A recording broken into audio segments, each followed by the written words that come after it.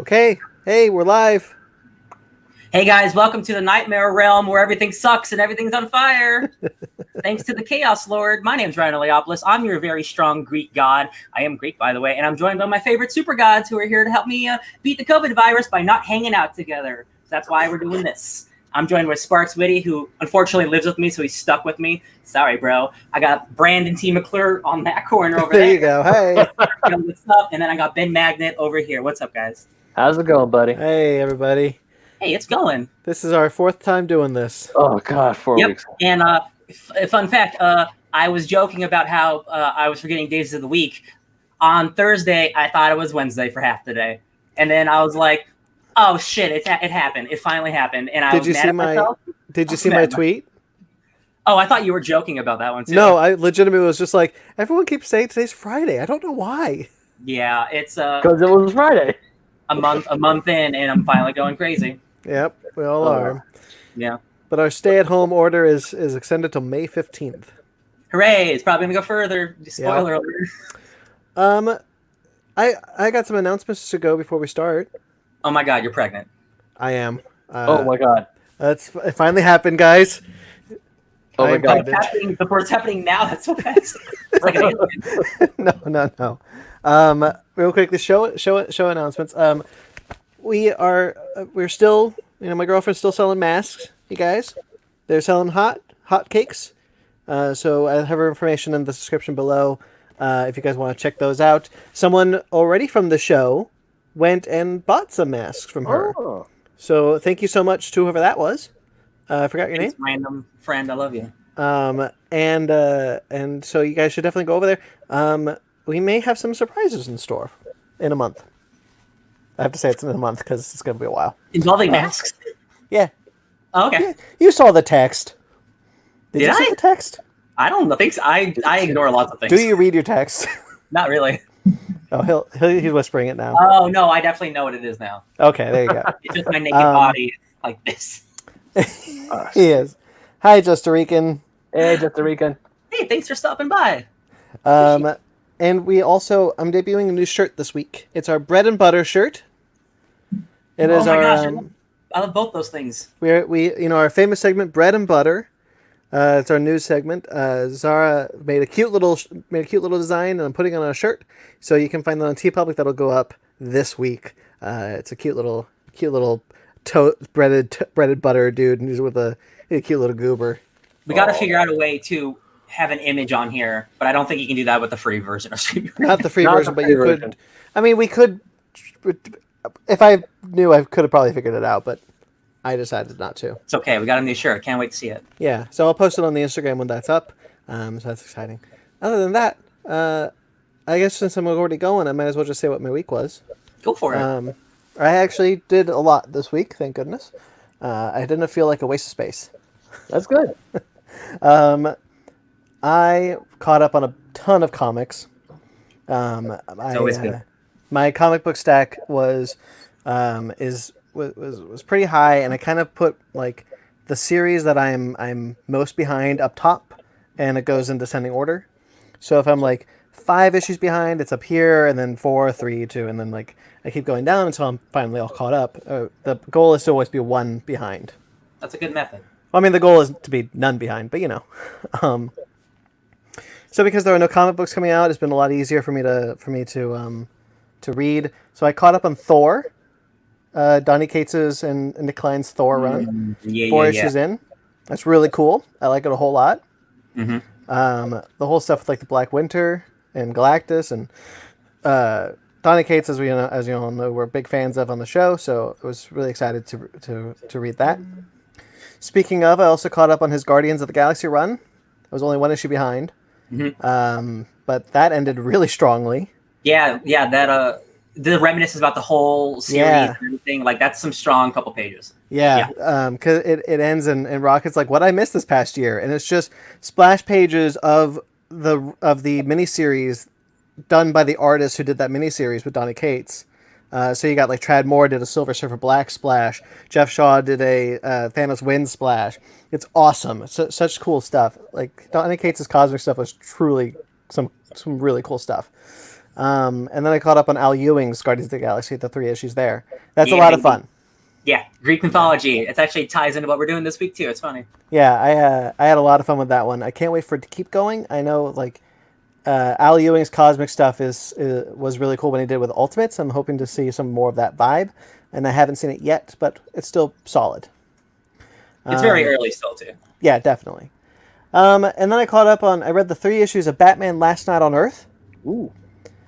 which is the Oh, yeah. the Black Label Scott Snyder, Greg Capullo 3 issues. I wish it was longer. It doesn't. Yeah. It doesn't go. It's good, and Jesus, like God, Greg Capullo is awesome with some of his art, and this one more than all of Scott Snyder's previous Batman work. I feel like Greg Capullo kind of really drove this one. Yeah. He was able to go even crazier than what he did with Death Metal. And it's good stuff, but it's so steeped in Scott Snyder's Batman mythology that I would have liked to have seen more of it, a little bit more fleshed out, because it does, like, oh, you read Batman, then you remember where this is coming Yeah, from, right? it's the next step. Yeah. Yeah, I just kind of wish there was more to it. There was more fleshing out of the world and kind of more, kind of a more history of how we got from Batman to here. Mm-hmm. There really isn't that. It's just kind of like, this is a world, and okay, there you go. I read the first one and I liked it a lot, but just because there were so many books coming out and it is an oversized, like, more expensive book, I didn't read anymore. But I liked what I read. I mean, it's like it's got a cool premise. And, like, doesn't, like, he wake up? He's just like, he wakes up and it's just like years later. Yeah. Well. Yeah. Kind of. Okay. There's a twist that is deep within his within the Endgame arc, that not the Endgame arc, but the what was the one that he did with when Gordon was in the robot? Super heavy, yeah. Mr. Bloom. Yeah, it's steeped in that run. Okay. There's an element that ties into the Batman Future's End issue, and that super heavy arc that really influences this run. And it's good. I just kind of wish there was more of it. I would have liked to have been able to play in that world a bit longer. And then I caught up on all of Black Hammer. I was a couple issues behind on that. There was 2 issues behind on Black Hammer 45, which was the first Black Hammer book not written by Jeff Lemire. It was written by Matt Kint. Mm-hmm. That's a good one. It's basically like the world of Black Hammer, but set in 1945, and they're fighting Nazis and Russians, and there's an equivalent of the Red Barrow, but he's like a German white ghost airplane guy. It's You mean fun. the Red Baron? Huh? You mean the Red Baron? Yeah, but it's instead of the Red Baron, he's Nazi and white. Oh, okay. And white. Like he's like a pale ghost, like airplane. I could have swore I heard you say Red Barrow. I'm like, who the hell is the Red Barrow? I might have. I meant Red Baron though. Okay. I knew what you meant. I think that yeah. So that was good, and then I read. I finished the last 2 issues of Justice League Black Hammer, which was a lot of fun to read. Like, it's so cool to see these characters that I've really grown to love, the Black Hammer characters, and kind of like their entire history is just tragedy. Like, their whole arc is built on this tragedy of needing to stay on this farm, and to have like Mr. Mixospitalik, yeah, there you go, be like, okay, I can save the world, but the Black Hammer crew, they got to go back to the farm, but they have to want to go back. And like the whole arc is like they don't want to be there, especially Golden Gale. That's the whole point of the comic, is them trying to leave. Yeah, especially Golden Gale, who is finally been able to become an old lady again. Oh, that's good. Thanks to Zatanna. But her magic is not the same as the magic, so the Spectre gets involved, and it's kind of weird. And Barbalian and Martian Manhunter have this problem. Like, Martian Manhunter is like, I'm from Mars, and Barbalian's like, Martians aren't green.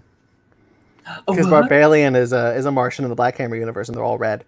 But that was a fun book, and then I caught up on, there were 3 issues right now of the new comic Skulldigger and Skeleton Boy. That's basically Batman meets Punisher, but for Black Hammer universe, and that's a really solid one. I really enjoy it. wish that comics were coming out again because now there's no next issue to read.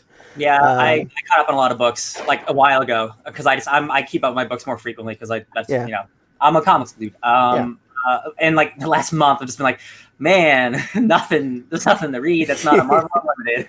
Although I did have this moment, I was like, man, I miss new comics, and then I looked at my stack, I was like, I mean, I could could just read the stack of comics that I have right now.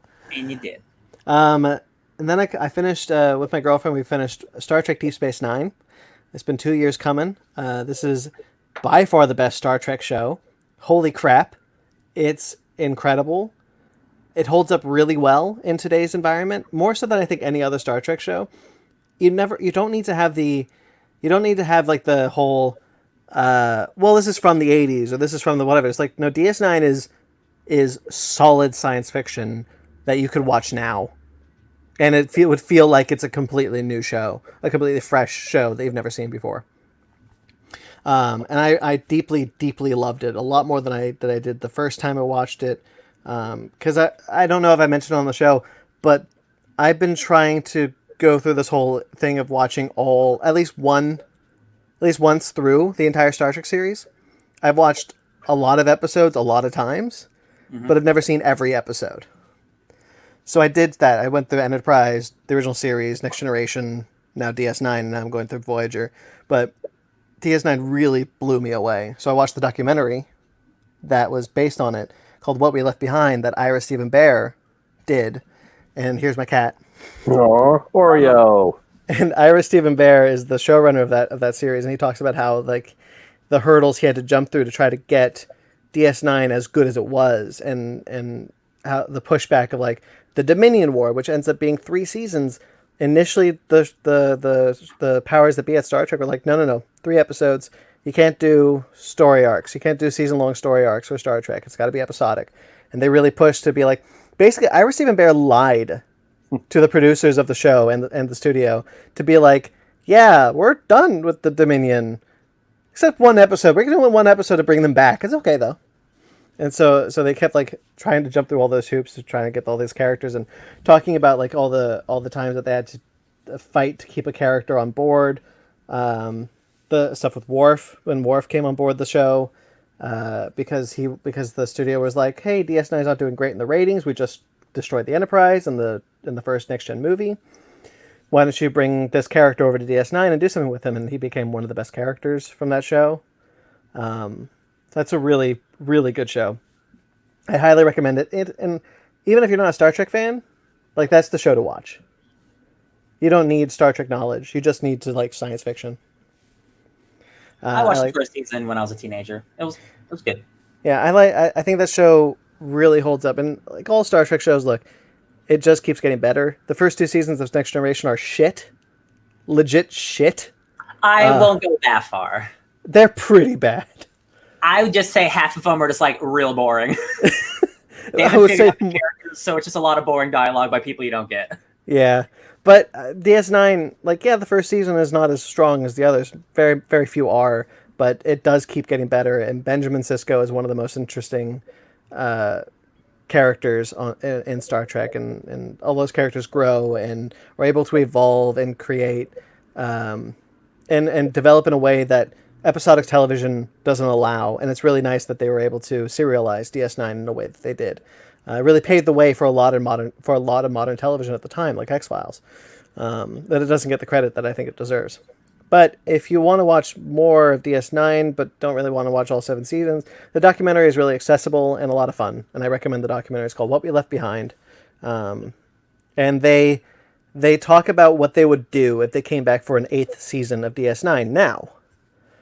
And holy crap, Alex Kurtzman really messed up bringing back Picard. And I like Star Trek Picard, but I don't think there's nearly as much to tell with this character as there is for the characters of DS9. You can bring back the characters of DS9 today, and it's got to be the showrunners. It's got to be Ira Stephen Bear, Ron Moore, coming back to tell their story, and it would be just as good. It would be just as good, and probably better than Discovery and Picard combined. I think that era's gone, my friend. I think so too, but Ron Moore needs to write Star Trek again. That's for sure. But I watched Tiger King was the last thing I did. The big thing I did probably. I watched all 7 episodes of Tiger King on Netflix. There's an 8th episode coming soon, you guys. Actually, it's out today. Today, actually. Today. Yeah. No, we're doing after Westworld.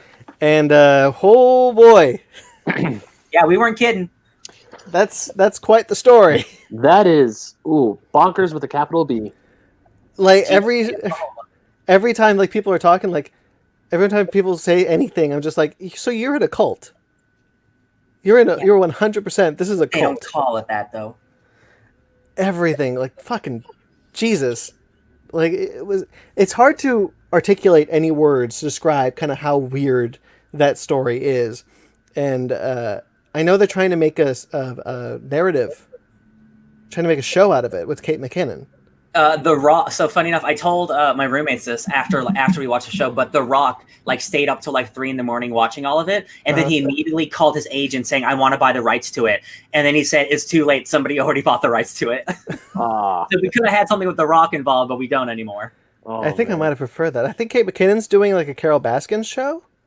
Oh, is she? I think that's what I heard. I don't know for sure. Don't take this. Yeah. But that's what I remember hearing. Be interesting. It's hard to. The thing with that show is like the base of it is like is the mistreatment of animals. Yeah. And the further along we keep talking about it, like hopefully it helps the animals, but it's still kind of just like we're using these animals because it's entertaining because the people around them is so entertaining. Mm-hmm. And after a while, I'm just like, no, let's just deal with conservation instead of these assholes. Yeah, I think a lot of people are taking the wrong lessons of Tiger King to heart. They're talking like, I know people are looking at Joe Exotic as like a gay icon right now. The wrong people. Yeah. They should not be looking at Joe Exotic like that at all. It's definitely something where I value the way that it ends with the guy who was running Joe's campaign, and he talks about like how we need to address the issue of the tigers. He's like, we got so far away from it. Yeah. And I'm glad that they put that into the documentary, but it definitely needs to be. And we're all stuck inside, and so we're living in the hype train of like, how crazy are these people? Yeah. And that's what it is. But I definitely am in the camp of like every time they're talking about doing like a Hollywood adaptation, I'm like, it's fun to think about like what actors would play these roles, but I don't actually want to see that product. I also don't think it could be as like real or good as that show, because they show you everything. It's insane. The whole point of why Tiger King is such a sensation is because it is real, and it's hard to believe it's real. And once it becomes a Hollywood thing, it's like, I don't. And then at this point, they'll probably they'll like dramatize it even more and make it even more like action packed or something, and then like loses what made the thing so special. It's just about crazy people. I agree. Kind of. Yeah, I agree. I don't think that. I think the intent to make a Hollywood version of it is just mistaken, and I understand like the interest in it because you wanna kind of like run this hype train of this really popular docuseries, but to do that, you do take away the idea that like. This was a real story that actually happened, and the docuseries is surprisingly candid for the fact that there's everyone's just giving them their story, and they're able to almost kind of trick them into telling things that they normally wouldn't have told. Well, that's the whole thing. Is like right now, the Doc Antler is trying to say, oh no, that's bull crap. Like they twisted everything, and it's like, dude, they just showed things I've watched a bunch of interviews. He like the entire cast has been on like the David Spade show and like other shows talking about it because like they're all like famous for 15 minutes, right? So like Doc has been on so many interviews talking about like half that's bullshit, but I'm the best. I'm a great guy. They never found anything about me euthanizing animals. And he 100% runs a cult. Oh, those poor ladies. I know, seriously. Even in the docuseries, that one lady who worked for him but then got out, she was like, "It's a cult." Yeah.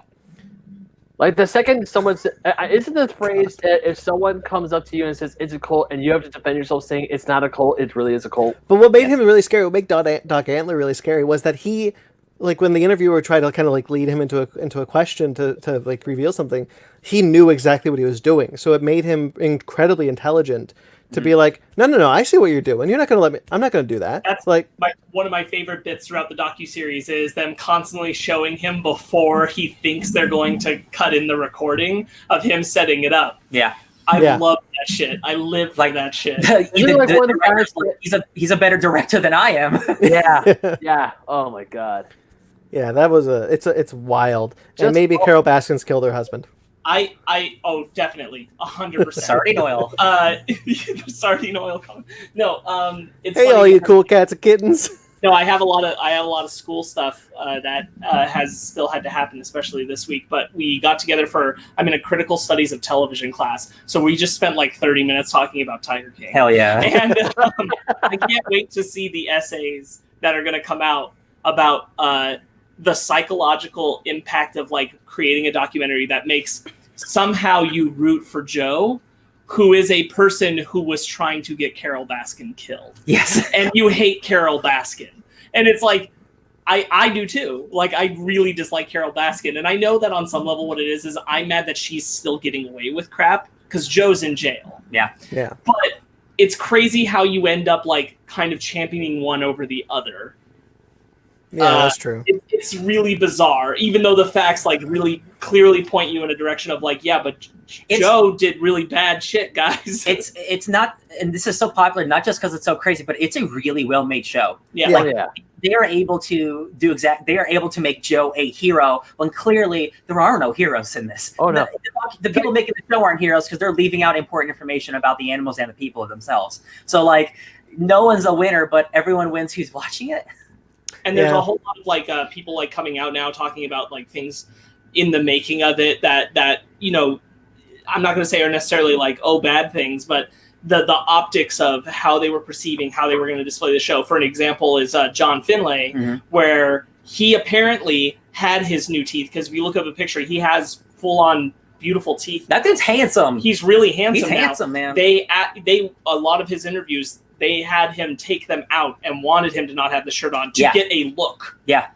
For the piece. Yeah, I think Colbert interviewed him, and and he's like, "Did you take your shirt off?" He's like, "No, they asked me to take the shirt off." Yeah, they wanted it to have a certain feel and look, and they knew how they were crafting the story. They knew what they were doing, and I think that's so crazy that like that they were that meticulous about it because he had like just beautiful teeth, and they're like, "No, take them out. We want to see the ugly teeth." Yeah, yeah. But watching like things like they show, I mean, they don't show, but they almost show Travis killing himself and kind of like how that story come around. They show the moment. You see, Brandon. You see the. I know. I saw the show. I saw the show, Ben. But like, what I told Ryan is, I thought because I kind of saw the writing on the wall. Yeah. There's a shot where before it happens, where he's sitting on the grass and he has the gun right here. Yeah. And it's almost perfectly in line with his head, and I'm like, oh my god, is this going to go where I think it's going? And I really thought that was going to be it. Yeah. That's brutal. That is brutal. It's a crazy show. There's so much like analysis you can do, not just about the people themselves and the situation and the problems with tiger conservation, which is a big problem, which I hope we address when we get out of the quarantine.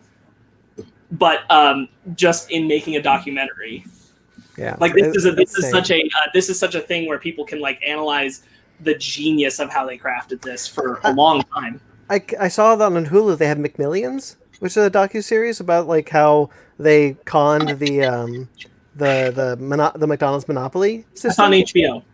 Well, it's on Hulu right now. Like you Is can it? watch it on Hulu. Yeah. Yeah, it's on. Are they two different ones? I don't know. Are there two ones? Because I really want to see that also. I want to really say wanna see I might have just read this in a headline, but I think HBO stuff right now is on Hulu because of the quarantine. Yeah, you know what? Because Detective Pikachu's on Hulu right now. Oh, that would there you make go. sense. That makes sense. Because I know it was something HBO made. Was the documentary talking about the monopoly that you're talking about? I've been interested in that one too. Yeah, docuseries, guys, they're wild. They are. Yeah, man. Batshit. All right, that's all I got. Watch DS9. Watch Tiger King. Read comics. Cool. I'm so happy that you read a lot of comics this week. It makes me happy. Yeah, I'm almost all caught up. I'm almost all caught up with my comics. Then what? I don't know. I have shelves of comics. Whatever. Yeah, it is McMillions, and that is the HBO one, and it is on Hulu because of the quarantine. That's awesome. That's good on you, HBO. Appreciate it. It's like I was like, is this a Fire Festival situation? There's two different documentaries on Hulu. That's what I was wondering too. Which is why I wanted to look. Hey man, I watched one of those and it was real good. So if the other ones, Got you there, Ryan. I don't know. Ryan's like Hulu and Netflix, right? Yeah. One came out first. I watched that one. I want to say the Netflix one came out first. I honestly cannot tell you. It was like it was last year. Oh, speaking of documentaries on Netflix, on Hulu, they have the boy who invented Batman. No, I don't remember what, but it's the Bill Finger story on Netflix on Hulu. Batman Sorry, Batman and Bill. Batman and Bill. Batman and Bill. Yeah, check that out. It's awesome. Yeah, that's the one on Hulu, right? Yep. I'll It's watch awesome. that. Yeah. Okay. They also Anyway. have Mr. Marston and the Wonder Woman. They put that on there as well. Oh yeah. Professor Marston and the Wonder Woman. That's a biopic, not That's a a documentary. biopic. Yeah, but still, it's a biopic. That is the movie that inspired me to get Movie Pass way back when. Remember Movie Pass.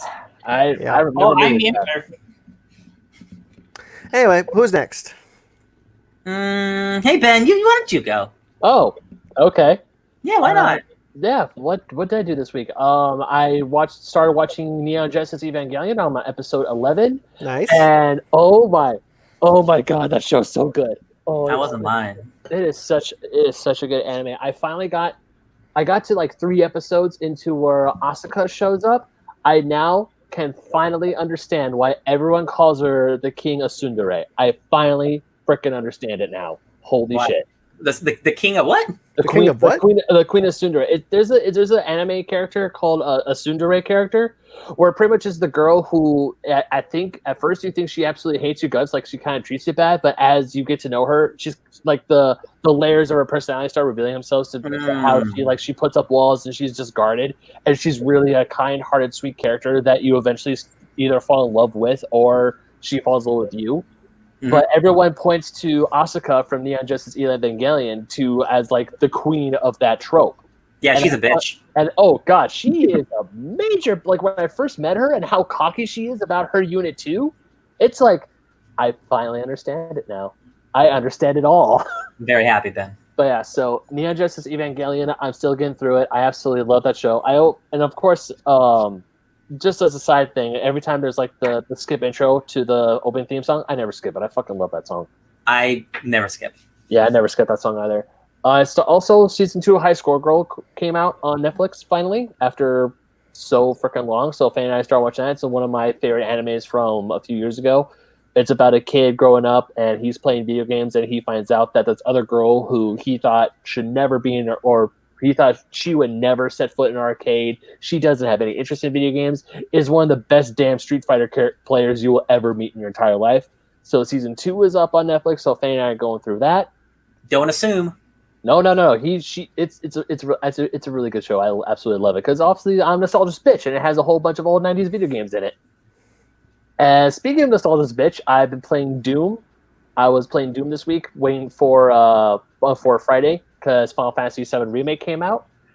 Doom Eternal is awesome. There's a lot of beautiful Easter eggs in there. Funny enough, Happy Easter. Yeah, happy Easter. Funny enough, you could actually unlock Doom 2 and the original Doom in Doom Eternal. Mm-hmm. Yeah. Oh, that's cool. Yeah, there's actually an older PC in like the Doom Slayers cast in like the Doom in the Fortress of Doom. And you have to put in a cheat code to unlock Doom 2, but you have to find all the cheat codes in the game, which are collectibles you find in the levels to unlock Doom 1, which I think that's pretty cool. So and of course, Final Fantasy VII Remake came out. I got it. I'm about 6 hours into it, and I'm absolutely loving it. They're stretching out the Midgar story so much. The characters Biggs, Wedge, and Jesse, whom you only know for, I want to say, about an hour and a half, maybe in the original, they fleshed them out. And I care about these characters now. I actually feel for them. And so far, I'm loving it. I love the gameplay. The game is fun. And I can't wait to talk more of it. Nice. And anything. I want it real bad. I know it's, bro, it is. Oof, it's so pretty. It's so beautiful. Anyway. I watched just enough of like later into the game because I didn't want to spoil myself, but I'm just like, oh, this looks so good. Oh my gosh. And also getting good reviews, which makes me happy. Yeah. I mean, obviously the big point is it's only the Midgar story, but they stretched out to a 40-hour campaign, and people. Do you go to Niflheim and Svartalheim? No, you don't. That's part 2. That's part 2. Sparks got it. Yeah. Yeah, he did. Yeah, he did. Get it? I understand the mythology. We all played God of War. I get it. I get the joke. Right. I get mythology. Ben, I get God of War. No, but apparently one thing that people, because I did see on Twitter real quick when Final Fantasy VII did come out, that people were bitching and moaning that, oh, it's only 30, 40 hours. Oh, this sucks. Hey, guys, the original Final Fantasy VII was about a 40-hour campaign. Get over yourselves. I haven't seen anyone complain about that. I saw a few people about Twitter, like some gamers I follow on Twitter, they're posting other tweets about people. I complained about that. No, you didn't. No, you didn't. I mean, I could have just to mess with you. You could have, but no, you didn't. All right, besides that, Final Fantasy VII, love it. And also, I finally watched Parasite last night. It deserves all the Oscars. It is a fantastic film. Everyone should watch it. Get over yourselves if you think subtitles are bad, because Pan's Labyrinth, if you say subtitles are bad, but you watch Pan's Labyrinth, you're dumb. I doubt the people who didn't watch Parasite also didn't watch Pan's Labyrinth. Yeah. Pan's Labyrinth's a great movie. Pan's Labyrinth is an amazing movie. Parasite is also an amazing film, and that fully deserves all the Oscars. All the Oscars. Yeah, I'm so happy they put that movie on Hulu. That movie rocks. I am so happy that I finally got to watch it. It is a fantastic film. I absolutely loved it. I'm excited. I'm glad you liked it. I wonder if anyone else this week possibly also watched Parasite. It's crazy. Was it you, Ryan? Well, I mean, I've already seen Parasite, so who else could it have been? It's crazy. Who knows? Sparks saw Parasite before, though, right? Sparks, you saw Parasite for the first time this week? Sparks, I'm so happy. Yeah, I saw it for the first time this week. What'd you think? I really liked it. Yeah. It didn't go the way I thought it was going to go, but I still really liked it. When I first saw it, I took the name literally. So I thought there was like supernatural parasitic organisms. I thought that too. Oh my god. I didn't do that, but did I tell you guys how, like, when it was first being talked about and I hadn't looked into it at all, and I was just hearing Bong Joon-ho's new film Parasite is like the greatest thing ever. I automatically started associating it with Parasite the anime, and I thought that it was going to be like a crazy good anime adaptation, and I'm like, what is happening? Because the thing is, if you were familiar with the Parasite anime, it would not be surprising for Bong Joon-ho to make it visually. It's not his kind of story, but visually, I could see him wanting to play with it. So I was like, that's really weird. And then it turned out to not be about that at all. So I've come a long way away from where I initially funny enough, Sparks, funny enough, when I first heard about the film Parasite, I actually thought, I was like, wait, did they adapt the anime? Because there's an anime called Parasite, right? Did they adapt that? And then I find out what it actually is about. I'm like, oh. Yeah, I think what happened for me was I saw from the, like, Bong Joon-ho directed The Host, right? Mm-hmm. Yes. Yeah, I think I saw, like, from the director of The Host, I was like, oh, another monster movie. Sure. I was really pleased that I was able to not know pretty much anything about it until I saw it. I knew very, very, very little.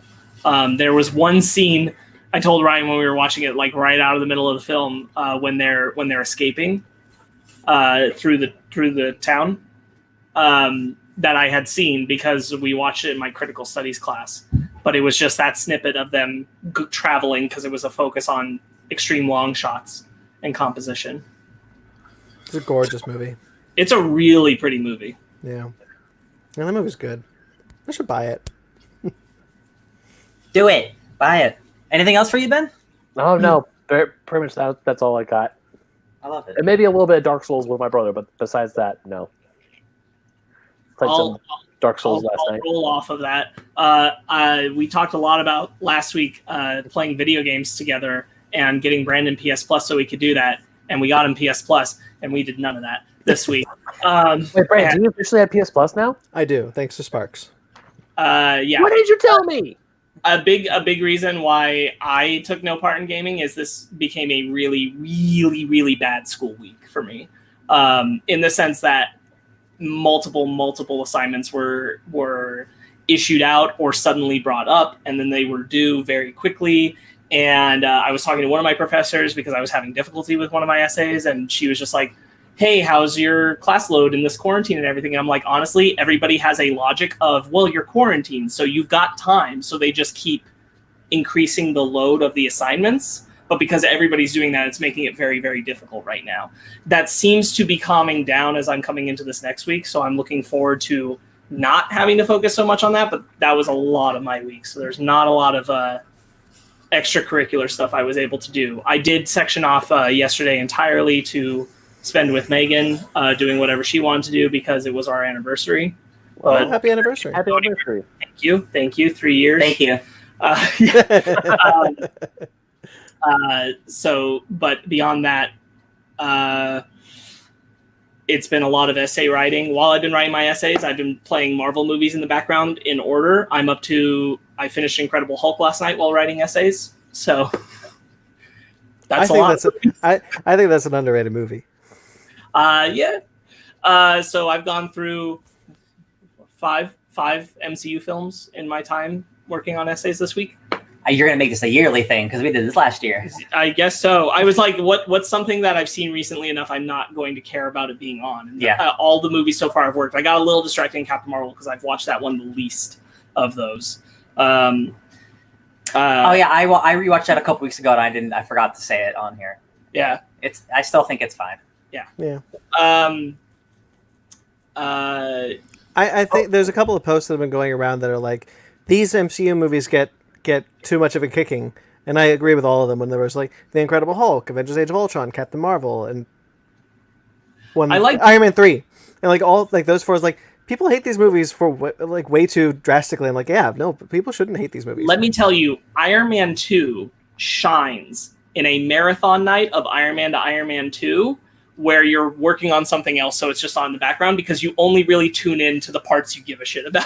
Yeah. And it shines when that happens. I'm like, oh man, there's just like the whole opening scene with the Senate when Justin Hammer's introduced, when Don Cheadle first comes out. I'm like, man, this scene's great. Mm-hmm. And then it went to Mickey Rourke, and I was like, oh, back to the essay. Yeah, exactly. It really works. In connection to that, yesterday, Megan and I picked a movie to watch.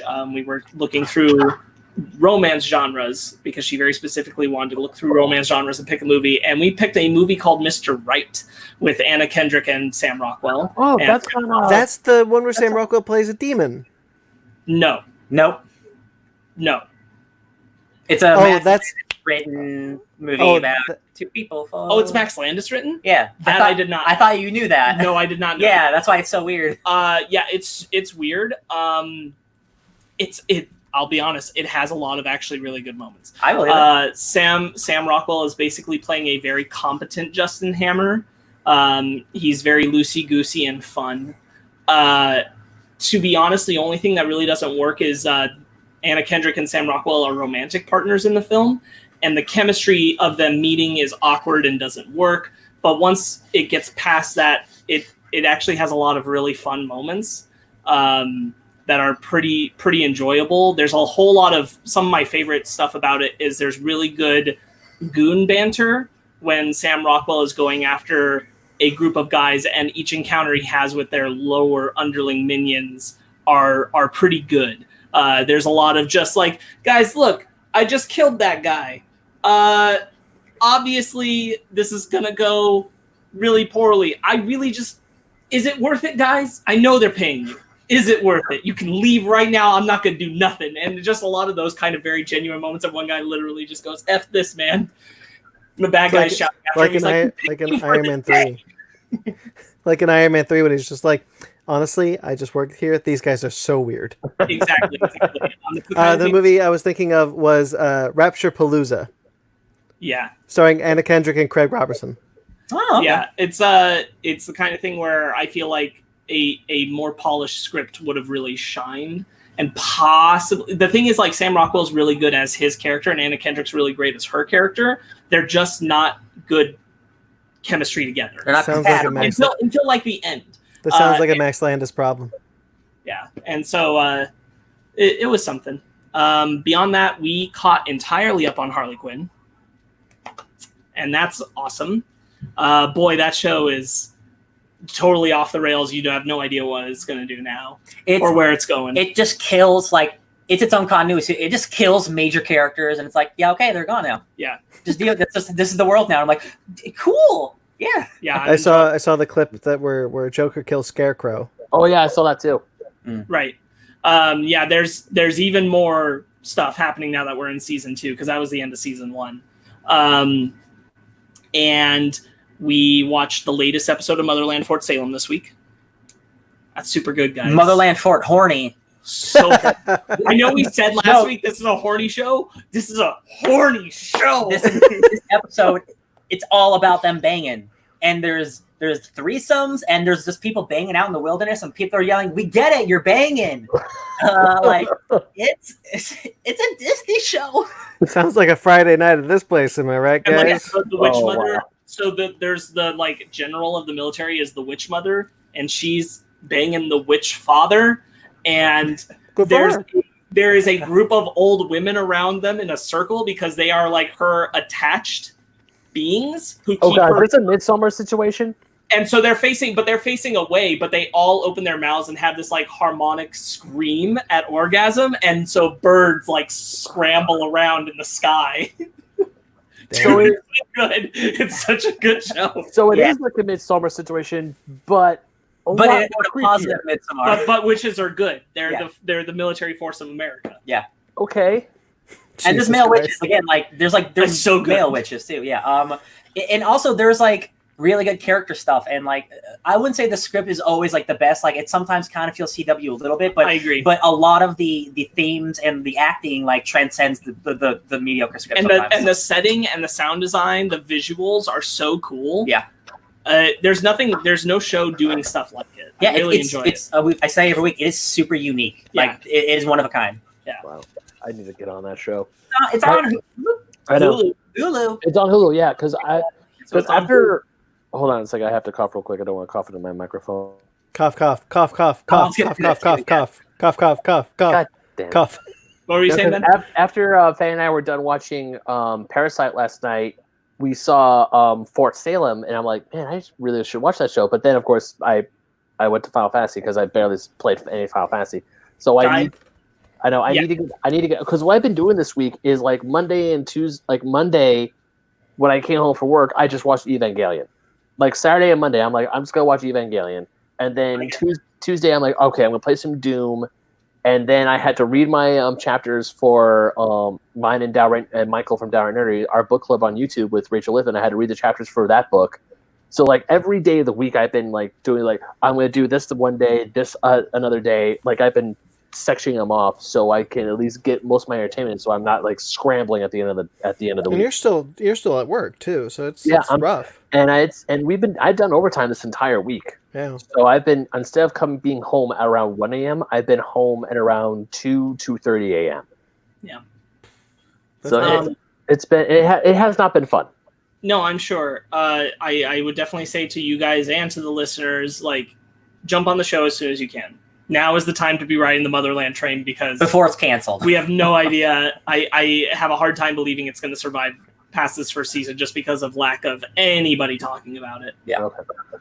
I think I'll try to watch it this week. Although we just figured out when we're moving, so it might not happen. We'll see. Yeah. Past that, we did Westworld. Yes. Oh, I'll talk about video games. Yes, we did do Westworld though. We are keeping up on that every Sunday, baby. The big reveal about stuff happened this last week. Yes, there was like a big plot heavy reveal. And we were all guessing different, like, oh, it's about robots taking over bodies. So it's like, oh, we think it's this person. We were all wrong, of course. And it's a really unique twist where I'm like, I didn't even think about that. Yeah, Megan and Good show. Megan and I have been playing a lot of Mario Party, and earlier today she wanted to do some Cuphead, so we were playing our campaign of Cuphead that we haven't touched in a long time. How far are you guys on Cuphead? Not far. Okay. Still the first island or the second? You have to understand. Like, no, we're not on the first island. We started it back when we were in Monterey, and we played it a bit, and then we just dropped it, and we hadn't picked it up since. So we're just picking that campaign up again. That was like 15 years ago. Huh? That was like 15 years ago. Yeah. This is the campaign that her and I started together, so we wanted to pick it up again. There's just been other games she's wanted to play or other things have come up. I spent a little bit of time playing Super Mario Odyssey on the Switch earlier this week, as well as I forget the name. Ukulele. Ukulele, thank you. Oh, that was it? Yeah, that was it. Okay. Some time spent playing ukulele, trying to finish that because I'm close to the end. Nice. Past that, I finished the 8th season of The Office, so I'm now in the final season of The Office. Yep. How do you stretch of that? How do you feel about it now that Michael's gone? It's fine. I think like binging it has been a little nicer. I overall enjoyed the 8th season. I'd seen a lot of those episodes out of just seeing Megan watching it and out of continuity, and it never really had context or made sense. Flowing through and just processing it one after the other, it's all right. It doesn't feel like there was such a massive dip in quality that I think a lot of people talk about there being. I feel like it dips, but it's not a big dip. Yeah. Going into season 9, however, I do feel like there is a big shift, which is that they really, really detrimentally harmed Andy's character. Oh no! Because they made a really unlikable choice with him at the end of the 8th season, and it's carried over into the 9th season and make him kind of crappy. And I can see where that's kind of dragging on the show now. He'll be redeemed by the end, I'm sure. We'll see. Which one's Andy? Is that Ed Helms? Ed Helms, yeah. Yeah.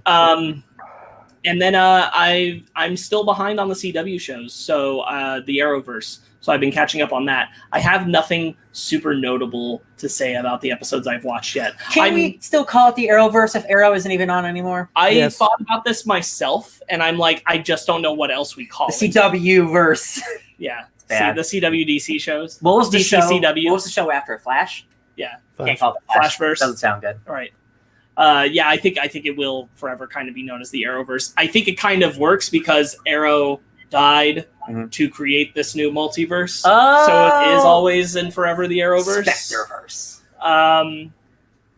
It's not that the episodes I've watched haven't been good. There's just nothing where I foundationally would say any more than like Supergirl's still great, guys, and Flash is okay, and Legends is cool, and like that's about it. That's pretty much all that I've been able to do. That seemed like a lot. Still. Yeah, it's a lot. It's just a lot of like not things I can expand much on here, Yeah. and a lot of it is like the MCU's on in the background while I'm doing school. True. The Maku. Ryan?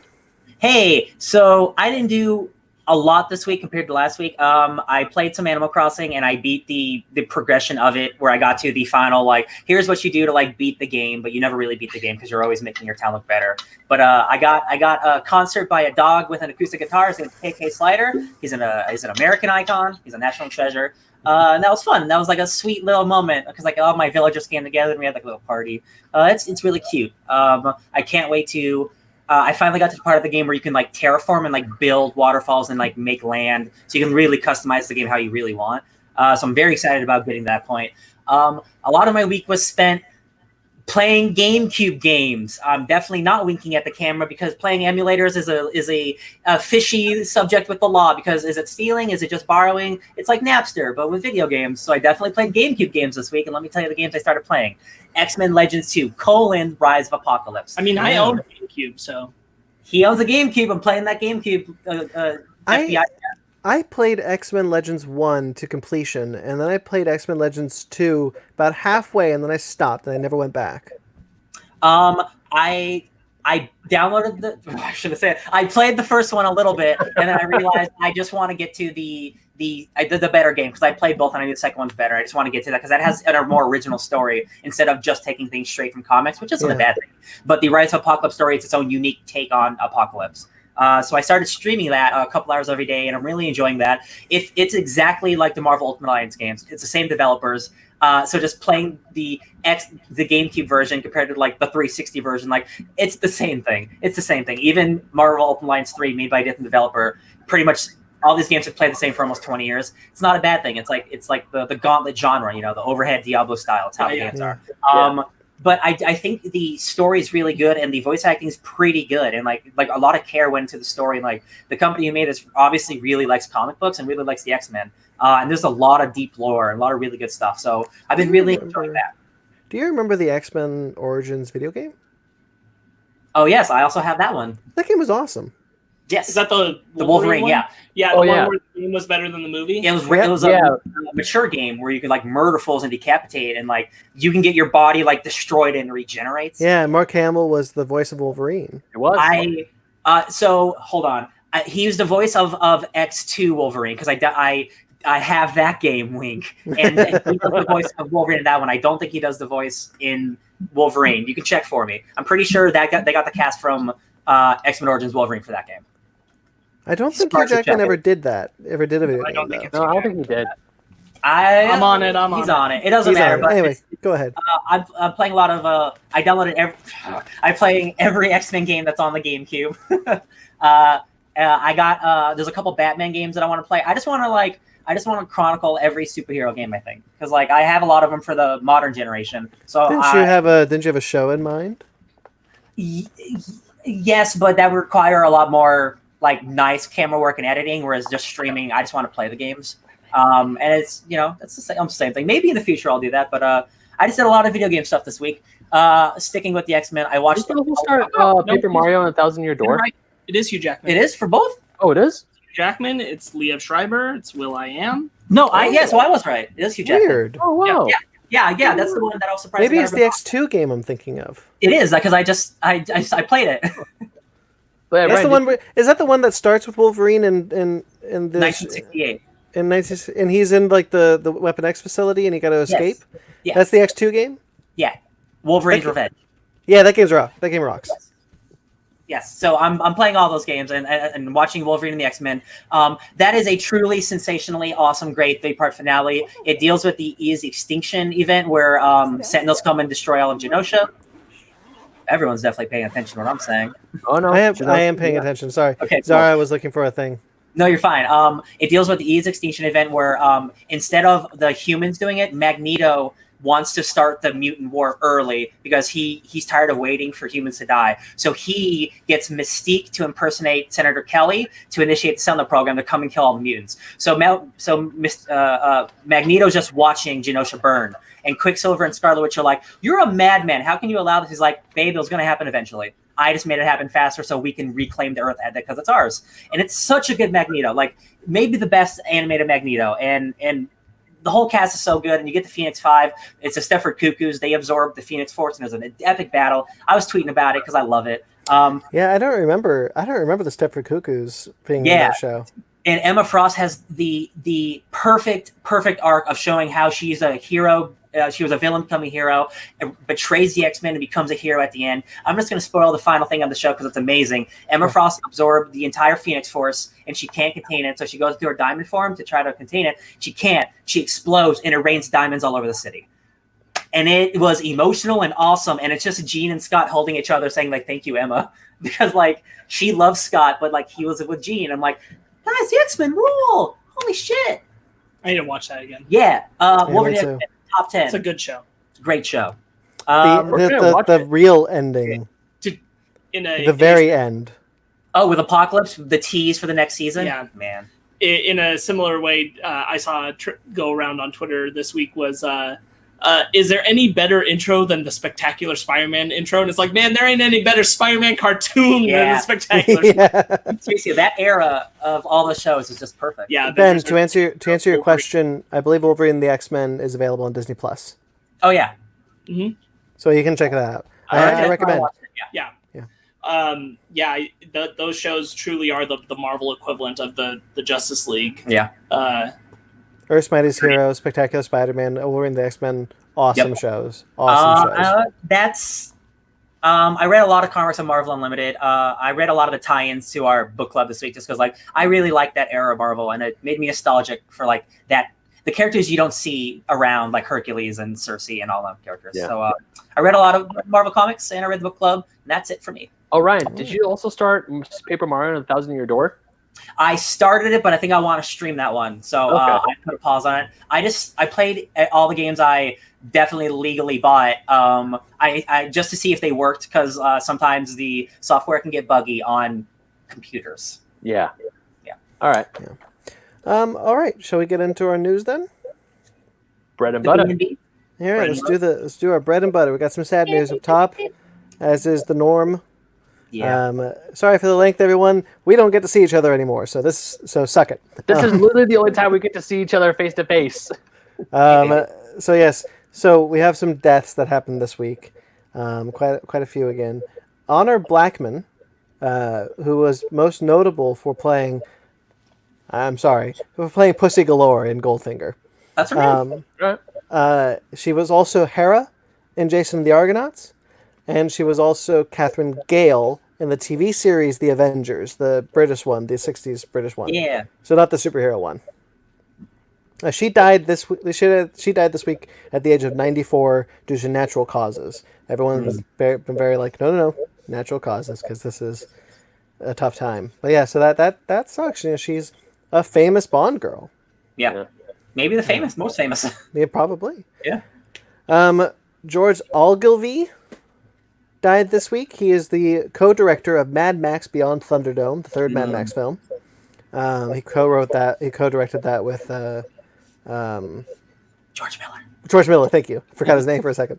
He died this week at 89. He also gave Russell Crowe his first acting role with a movie called The Crossing, which was a made-for-TV film. He died this week from emphysema. Oh. Yeah. Mort Drucker, who is probably the most famous Mad Magazine artist. He is the reason why you see the Mad Magazine caricatures. He drew all those for like 50 years. He passed away. He's the style. Like, Mad Max is his style. Yeah, like, exactly. Whenever you see, like, Mad caricatures, like, it's him. That's the dude. Yeah. He passed away this week at the age of 91. Oh, wow. No cause of death was given for him. But yeah, that sucks. That, you know, he was still working. He was still doing art for Mad Magazine. So that's amazing. Yeah. And then today, almost missed this because this happened today.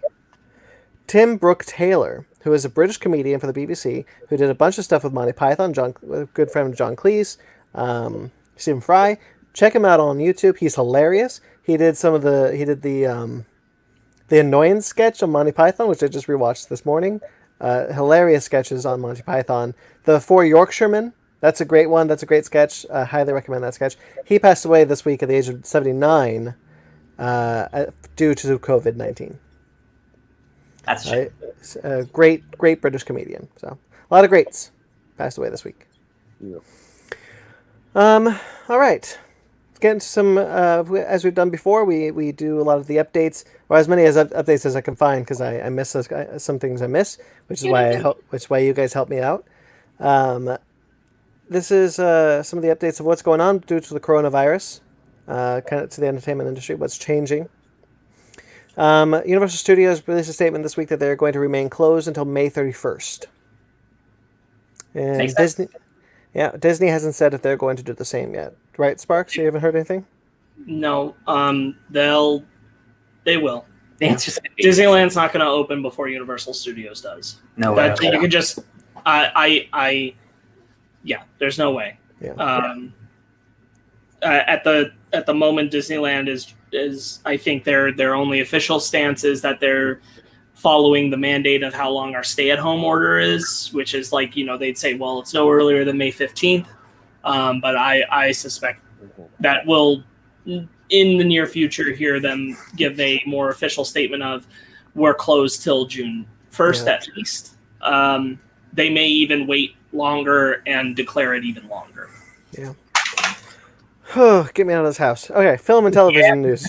In a similar vein, do you have the thing about what Bob Iger was saying about when they do reopen? No, I didn't see this. Bob Iger was saying that when they reopen, odds are without any kind of vaccination in place yet, they'll implement temperature scans and other health scans as part of security for entrance to the parks until a vaccination is out and at public disposal.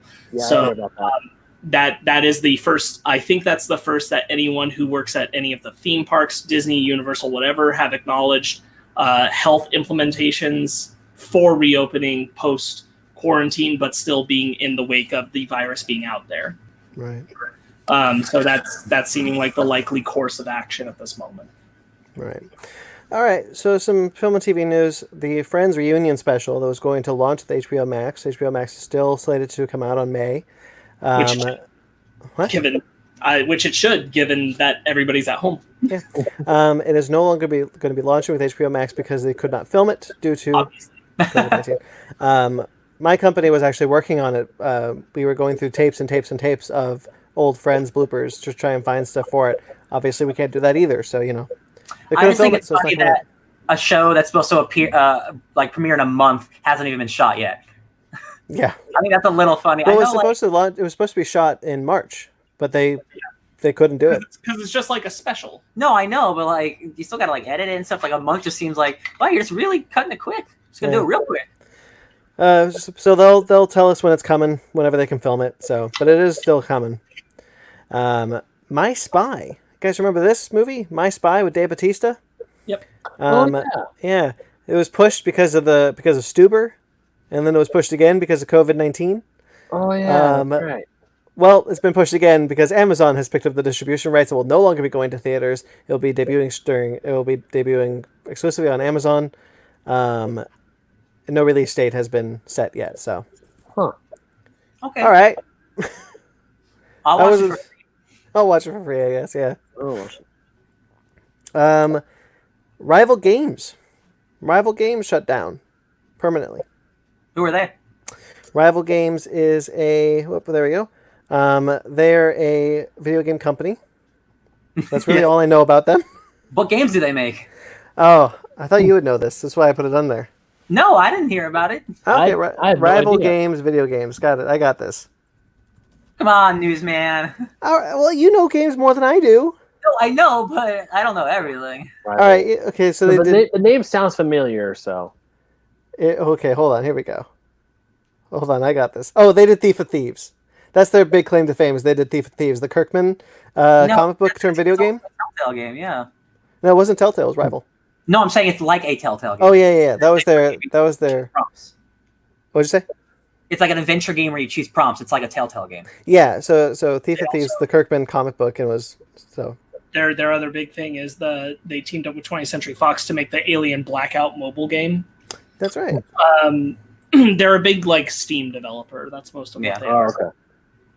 Anyway, they shut down. They're going to have to. They were having a rough go of it, but this was kind of like they were probably going to have to shut down anyway, but due to the coronavirus pandemic, this was just kind of like, well, if we close, we won't be able to reopen. So That's a stinker.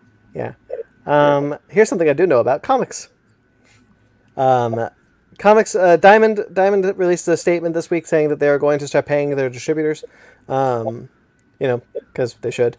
They're going to pay 25% of what they owe up top, and then they will pay the final 75% in 13-week increments until things get back to normal, until things start opening up again, and they can distribute comics again. In order to do this, the top brass are going to take a 50% pay cut. Good. So I think that's a good idea to get some money getting to the vendors. Not Marvel or DC, they're fine, but Dark Horse or Volt or Lion Forge, those the independent publishers who still are going to try and publish comics. So I think that's good. Yeah. Speaking of good things, well, you guys might like this one. Do you guys like Olaf? Nah. I like Frozen too. Yeah. Well, get ready for 40 40-second short films starring Olaf called At Home with Olaf. Oh, I heard about this. Yeah, so these are animated at home by Hiram Osmond, who is one of the lead animators at Disney. Recorded at home by Josh Gad. And it's going to be 20 vignettes that are about 40 seconds long. And the first one is out now. You can check that one out on the Twits and the YouTubes and whatever. It's kind of cute. He's just throwing snowballs, and then he throws the snowball. It throws the head of one of the little tiny ones. Spoilers. So there's just little fun little things to try to keep kids mostly engaged. Regardless of how much I like Olaf or not, I think it's nice that they're doing this weird at-home experiment with animating the character and that Disney's allowing it. I forgot that I want to bring up something because you said doing stuff at home. I watched SNL at home That's an excellent episode because it just feels like a bunch of people making YouTube sketches. I highly recommend. All the sketches are on YouTube, obviously, because it was all online. They don't have a studio to go to. If you guys have like half an hour to like pick some of the best sketches, like that's really good stuff. And the Tom Hanks monologue is exceptional. I want to check that out for sure. All right, I'll check that out. I'm glad you brought that up. I also saw Josh Gad was tweeting out asking if there was an audience for having Olaf recount other Disney films the way he did Frozen and Frozen 2. So that's something he's wanting to do with the same idea. Josh Gad? Yes. I think that's fun. Yes. Yeah, I think that's fun. I like the idea of trying to get not necessarily like, big stuff out there, but like things you can do at home, things that would be easy to try to get people engaged and people interested in things like that. Like get your mind off the quarantine. Get your mind off that you can't leave your house. Yeah. Apple TV Plus did a cool thing, I thought. This week, they are going to make a lot of their first seasons that they launched with free to stream. This week. Starting this week, you can just watch them on the Apple TV app. You don't need a subscription to Apple TV Plus. There you can watch them with ads, obviously. But you can watch the first seasons of The Elephant Queen, Little America, Servant, that's the M. Night Shyamalan one, For All Mankind, that's the Ron Moore one, Dickinson, Haley Steinfeld, Helpsters, and Ghostwriter. Ghostwriter, not writer. You can check those out now on Apple TV, and I think that's kind of cool.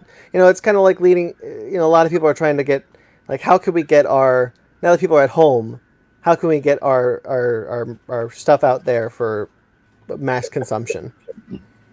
I wonder how many subscriptions it's going to get because it's probably not going to get one from me. Hey, I'll watch it for All Mankind for free.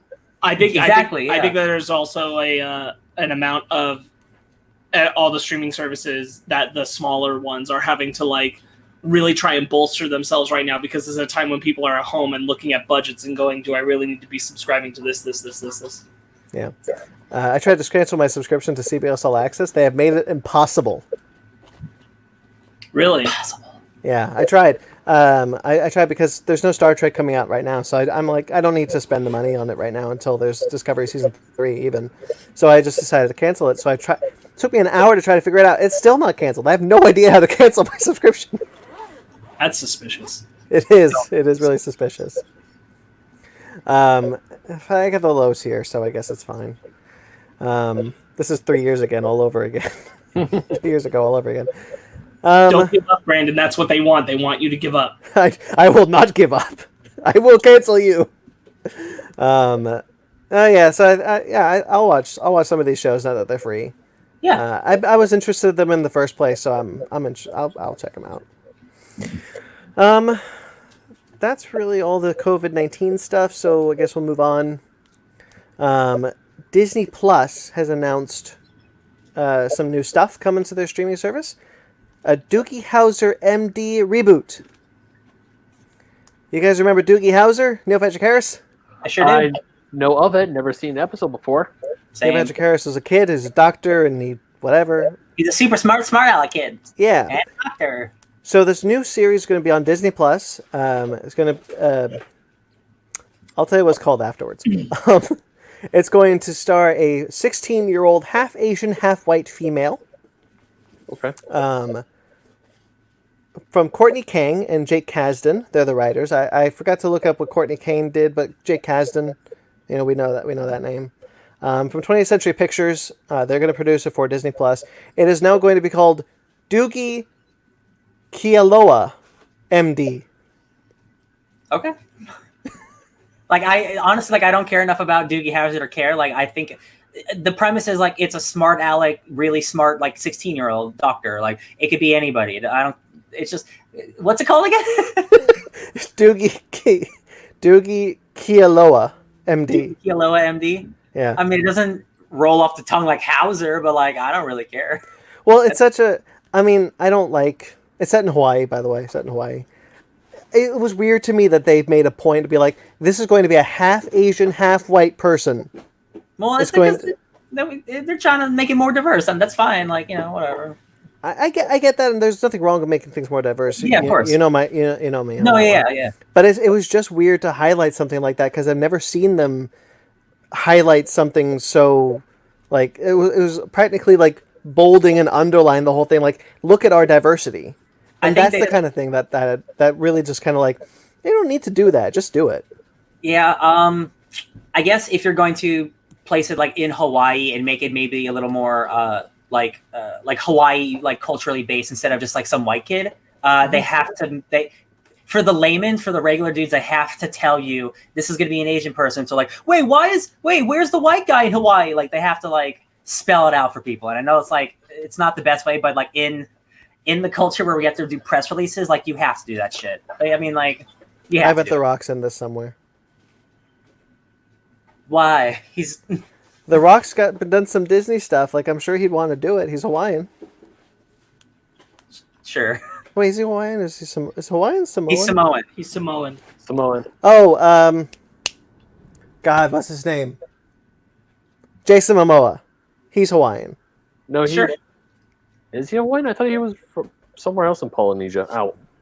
I don't know off the top of my head. I don't know. Someone I know is Hawaiian. There's someone. You don't have to cast a Hawaiian cameo. You don't have to do that. I want to see them in it though. I'm not doing it. I'm not doing it I'm not doing it like that. I'd like to see someone like that do a show like this. I think it'd be important and nice. Yeah. You guys like the animated Robin Hood movie? Yeah. I do. Do you want to see a live action version of it? No. Too bad. Carlos Lopez Estrada, who directed Blind Spotting, will direct a live action adaptation for Disney Plus of Robin Hood, the animated Robin Hood movie. Is this gonna be like all over again, except they're actually... Kari Greenland, who wrote The Recent Lady and the Tramp for Disney Plus, will write the script for it. The film is planned as a musical with anthropomorphic CGI characters based in live action. It's gonna be a hot fox. I'd rather they just be people. It's gonna be a hot fox. Like, Yeah. why? Like, Why honestly, do this? make that Robin Hood movie with people and embellish on the musical aspect of it. And I'm like, I'm totally down with that. Yeah, me too. There hasn't been a good Robin Hood thing for a long time, so Nope. Yeah. Go for it. I'm telling Taron Egerton you said that. I don't need it's fine. Tell Jamie Foxx too while you're at it. Their bastardized, sad Mask of Zorro attempt. It's just like I feel about Lion King. I just wish there had been people. It was really funny that you bring that up, actually, because Matt messaged me this week, and he said, I've officially decided I'm never, ever, ever going to watch the Lion King remake. And I'm like, oh? And he's like, yeah, I watched the scene with Rafiki and Simba from later in the film when he's supposed to, like, see his dad and shit. And he's like, I wish I never had. And I'm like, yeah, no, it's don't do it. Yeah, I don't recommend it. I mean, this could be good. It could be fine. But I'd rather it be people. Like, I don't understand why you want to go through the extra hoop of making the CGI anthropomorphic animals. And like, if because everything is going to get remade, if you are going to remake this, just make it a beautiful animated remake. Don't do the Lion King. Nobody wants that. Or make it a really cool live action one that is like real people. No, I know. What I'm saying is they're not going to do that for a Fox Robin Hood movie. If they're going to remake the Fox movie and they're going to have a fox, just make it animated instead of make it the Lion King look. Because that's what I'm saying. Nobody wants that. Just make it like a beautiful Zootopia type like movie. You know what I mean? Don't make it. There's a reason why anthropomorphic animals work. There's a reason why anthropomorphic animals work in an animated format. Because you can suspend that belief. Like Zootopia. I don't want to see a live action Zootopia. No. I'd rather see that animated. It looks better in anime. It looks better animated. It feels better animated. This is weird. Yeah. It's Disney's being Disney. What are you gonna do? Although it will be funny to see a CGI rooster playing the Luke, so Rabbit Little John walking through the forest. It'll be terrifying. It's gonna be a real rooster. They'll probably be a little more caricature-esque. I know. It's gonna be. Oh my god! But that's like pointless too, because like if they look cartoony against realistic backgrounds, that's the problem. That's stupid. That's the problem. If they're gonna make it like the Lion King, you're gonna have a real looking fox wearing a hat. And he's shooting a bow and arrow too. He's the one shooting arrows. But they made the point to say that they're they made the point to say that they're anthropomorphic. So it's going to be like animated animals. Yeah. So animate it. It's gonna be like, oh, like if all the lions and Lion King stood up. Oh no. Yeah, I know. Oh God. No, Prince John. That's gonna be Prince John. Guys, people keep giving them money for these things. They're We gonna keep we making keep doing it. We do it. We're the problem. No, We are the problem. someone Okay, even. Look, we could have gone and talked about it and then like said, "Oh, it's not very good," and that would have been fine. It's that most of America is still buying the tickets to these movies, guys. Yeah. Someone on Twitter. I think Lindsay Ellis made fun of them for doing this because it's just a live action Robin Hood. And so someone was like, Why does Disney keep making these bad decisions? And someone just posted the Donald Duck gif with him counting the money. And I'm like, yeah. These movies make almost $1 billion. Or Scrooge McDuck jumping to the money pit. Yes. Yeah. That's gotta hurt. I wonder if there will be any backlash post Lion King. I don't think it even matters with the amount of money it made. No, but I mean like people who went and saw it and were like, all right, too much for me. Yeah. But it's also going to be a Disney Plus exclusive. Oh, okay. Yeah. So That that makes sense. one, I mean, at least for that one, I mean, they're still getting our money because we subscribe to Disney Plus. I know all four of us have it. I just want to see the real people version. Just gallivant it. Yeah. Yeah. Oh, Yeah. shit, yeah. Right, Oh, that's shit, what I'm saying. Just do the Disney Robin Hood movie, make a few more musical numbers, add a little bit more character stuff, and have it be people. Let's make a third season of Gallivant. No It's problem with that. It's too bold. That's too good of an idea. I have also reached a point where I don't entirely believe half of these anymore. We're reaching like Warner Brothers DC territory because like Pinocchio's been in development forever, Peter Pan's been in development forever, Lilo and Stitch has been said that that's happening. I don't know. Yeah. I mean, I'm not saying they're not going to do them. I'm just like, I kind of don't believe it until it actually gets to a certain point. Yeah. I agree. I mean, Robin Hood's one of those. I don't know. We should just keep it animated. Just keep it animated. We don't have to. I got Men in Tights. If they That's the do only this, Robin if they Hood. do this, if they Yeah, we do have this, Men in make Tights. money, if they do this and it's received well and they decide to keep making these, then we're looking at live action Rescuers Down Under. Oh, I don't want that. No. Yeah, No. right? That's what I'm saying. But if the anthropomorphic thing is received, then they'll James and the Giant. all of those ones that have been kind That of is live action. they're not going to do anthropomorphic animal characters. If Robin Hood goes over, then they'll do all of them. Yeah. No, I'm okay. Fox and the Hound. Would be pissed. Well, that would be more like Lion King.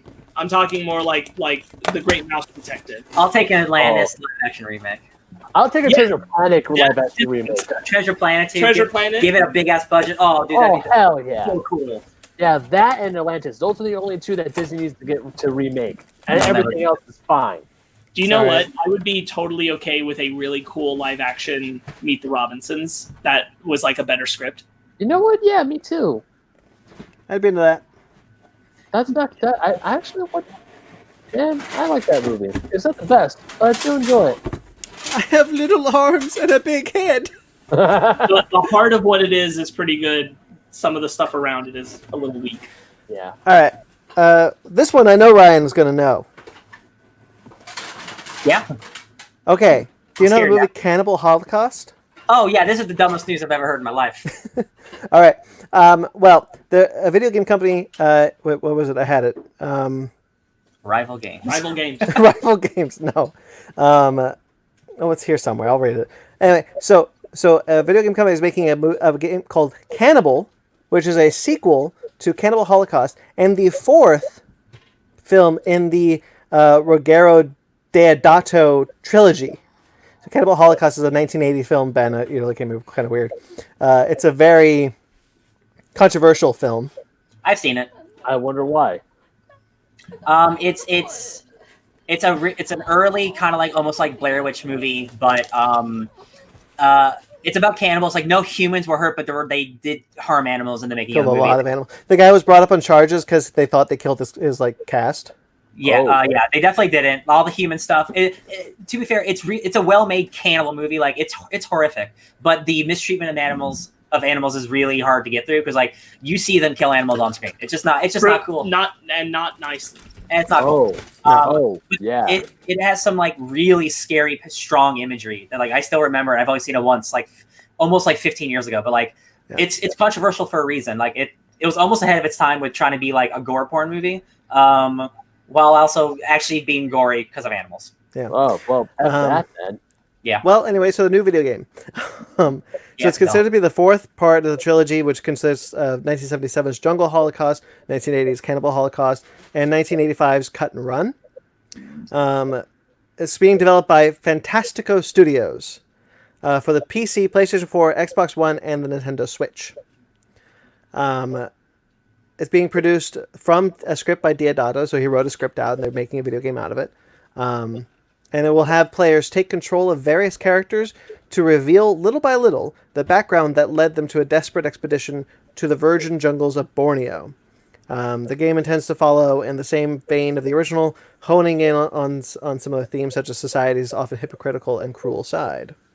So the little I've looked into this, because I was very interested, like why the hell he'd want to make a video game, like see his sequel. He's made 5 movies in 30 years.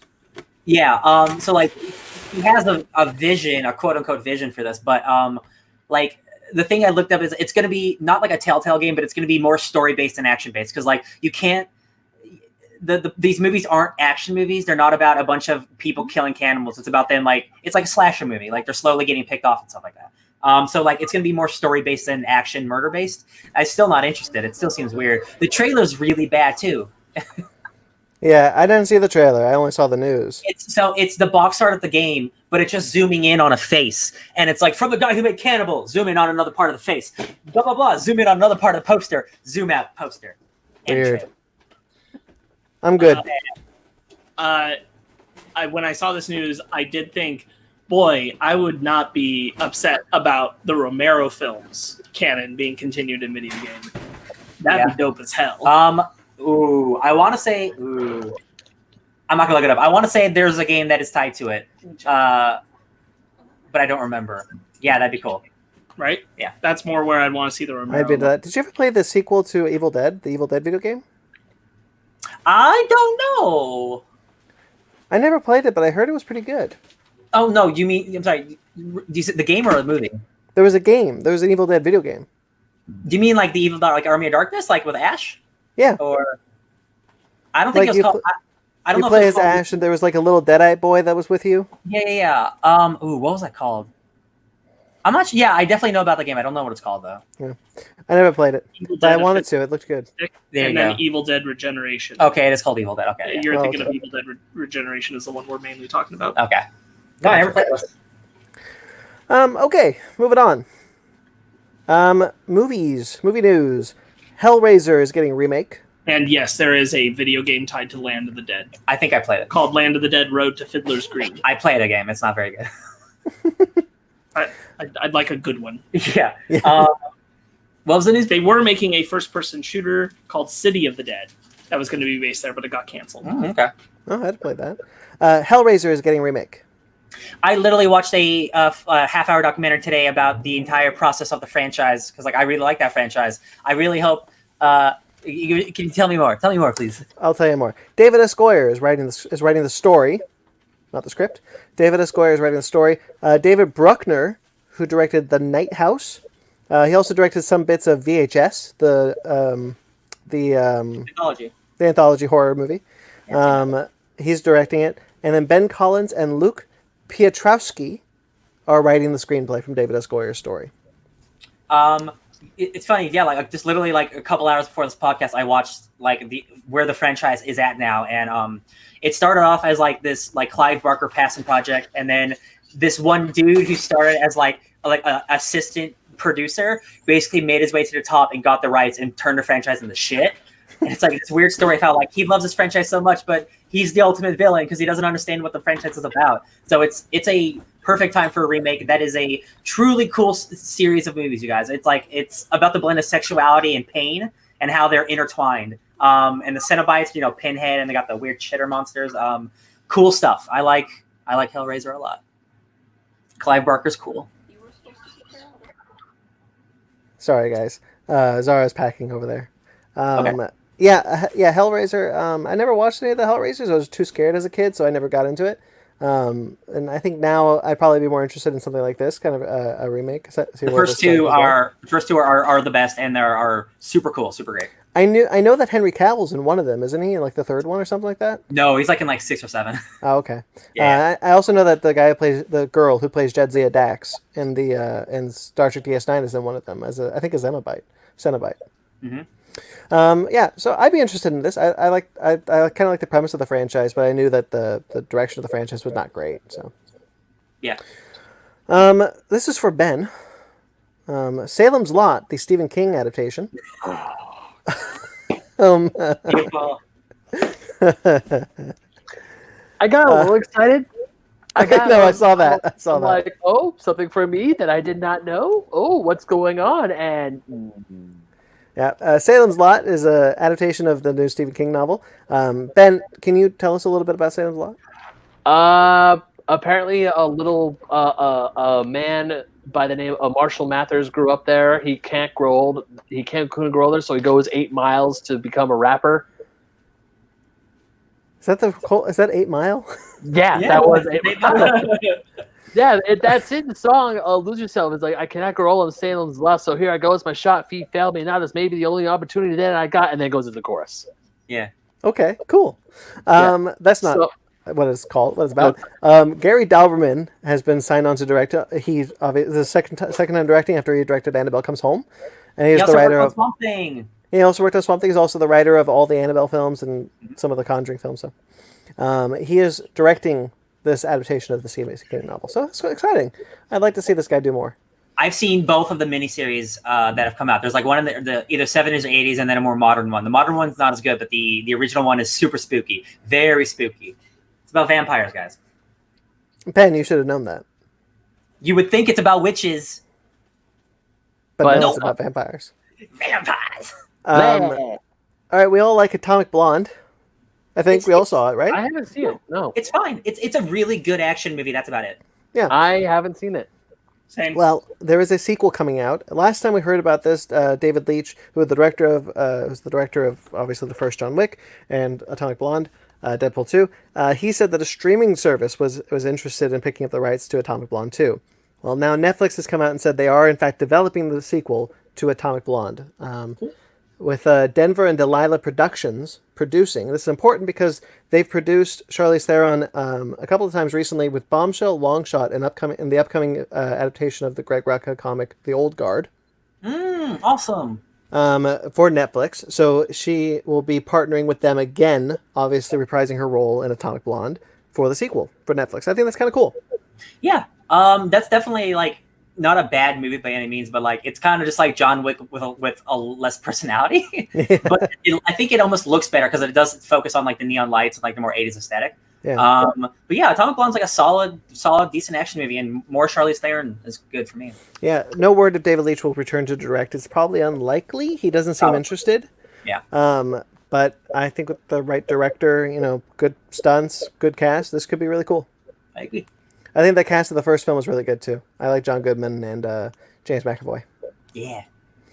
All right. Comics news. There's a new comic book trilogy of graphic novels coming out called House of L. It's a new graphic novel trilogy from Claudia Gray, who we know who've written a bunch of 4 of the current Star Wars canon novels. Great writer. She is writing the series with the art by Eric Zawadsky. Yeah. Sure. This is the first volume will be out January 5th, 2020, and it is called House of L, Book 1, The Shadow Threat. So this book came out 3 months ago? 2021. Okay. 2021, sorry. Okay. This is what it has to say about the book. Zahn and Sarah are 2 very different people who, under Krypton's social norms, were never supposed to meet. Zahn being a member of the planet's wealthy elite, and Sarah being one of the planet's soldiers, However, when mysterious earthquakes lead to panic and riots, the two join forces to uncover what's really going on, and along the way form a bond that will endure past the end of the world. All the while, Superman's parents and Krypton's top scientific minds, Jor-El and Lara-El, conduct a secret experiment meant to reform Krypton on a molecular level. Guys, who cares about any story that takes place on Krypton before it blew up? These are like three big graphic novels, kind of like the Scott Snyder Batman book. Yeah, more like the Superman versus the Klan. Oh, okay. Yeah, this sounds okay.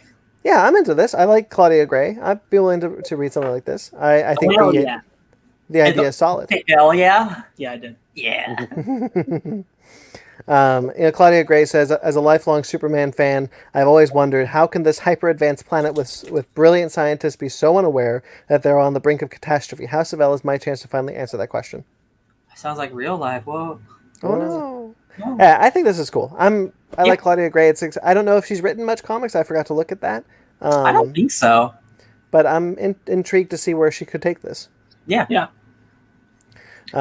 She does great with politics when it comes to Star Wars. So, hey, Superman politics. Let's do it. That's your bread and butter. It is. Should be wearing the shirt. Speaking of DC, Stargirl had a trailer. Yeah. Oh, we're in trailers. We're in trailers. We're in the trailers, yeah. We're in the trailer park right now. Stargirl had a new trailer out this week, a new TV spot. Showed a bit more of the JSA, which I thought was cool. So what do we think about the show coming out? This is the CW show and the DC Universe show. It's going to air on both.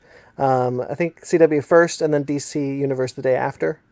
I don't feel right calling it a CW show because it's clearly not a CW show. It's just a DC Universe show airing on the CW because it looks way better. Yeah, it looks, no offense to CW show, quality-wise. But it looks like it has a budget.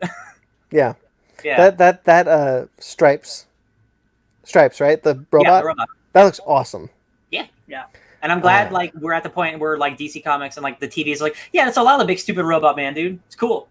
We're at that point. I'd be worried that if they get a second season and it's on the CW, that they go with a CW budget. Yeah. Yes, I'm worried about that. Did that happen with Supergirl? That did happen with Supergirl. Yeah, they you see if you go back to Supergirl season 1, because you guys have watched enough stuff recently on the CW. Yeah. Go back to Supergirl season 1 and just look at Martian Manhunter, and you're like, oh damn. Yeah. I remember the first time I saw that, I said, oh damn. I believe I remember correctly, Red Tornado was in the first season. Yes, he was. Yeah, killer, so good, and I'm like, no CW villain looks that good. No, it's not their fault. It's not their fault. They're not bad shows because they don't have the budget for it. It's just weird when you have something with so clearly a higher budget. Yeah, CBS. Yeah, CBS's budget was up here, and then when it went to CW, the budget was down here now. And we're talking about they're going to introduce the new JSA. They're going to reform the JSA, Stargirl and a bunch of other people, a bunch of other kids with stripes, and they're talking about the Injustice Society, a bunch of kids doing that. So I'd be interested in seeing that. It looks fun. Yeah, I like JSA stuff, so I'll probably give this a shot. I like Luke Wilson. It's cool to see him in a superhero TV show. Yeah. This is the Cosmic Staff. Yes. All right, Extraction. This is the new Russo brothers movie, produced movie with Chris Hemsworth starring for Netflix. This looks really cool. Yeah, it looks like this is the type of brutal action that I like in the movies like The Raid and did Dredd have brutal action? I don't remember. It's more a gun movie. But Dredd had brutal action.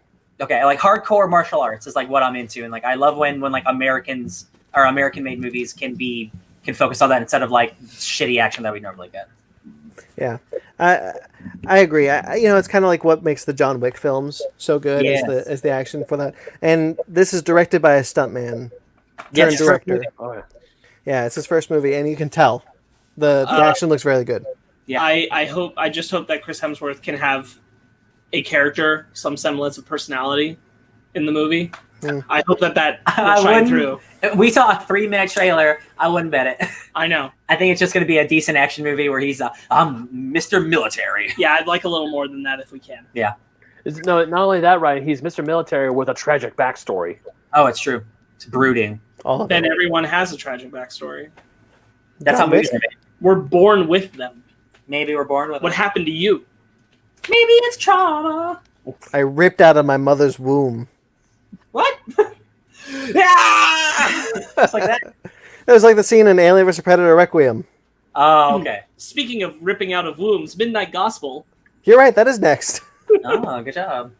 Yeah, Midnight Gospel. That's the new Pendleton Ward Netflix series, animated. Wow.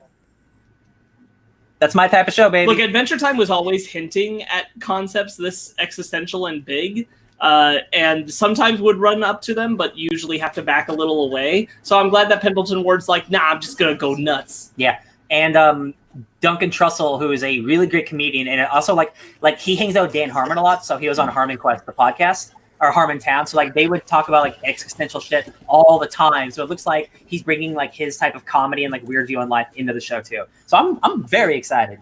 Yeah, this looks really cool. Yeah, I like that our style. I've been meaning to get back into Adventure Time. I watched the first season like 4 times, I do too. and then it never kept going for whatever You reason. gotta finish it. It's such a journey. Do I An gotta bring my- adventure, even. Yeah. You're going to very distant lands, so. Yes, that's true. Not anymore with the band to Europe. 50 States of Fright. This is the new Quibi trailer. What do we think about this one, guys? I think this looks fine, but it's on Quibi, so Yeah. Brandon, I don't know if you'll get this, but Ben and Ryan, when we've gone to... No, you will get it, Brandon.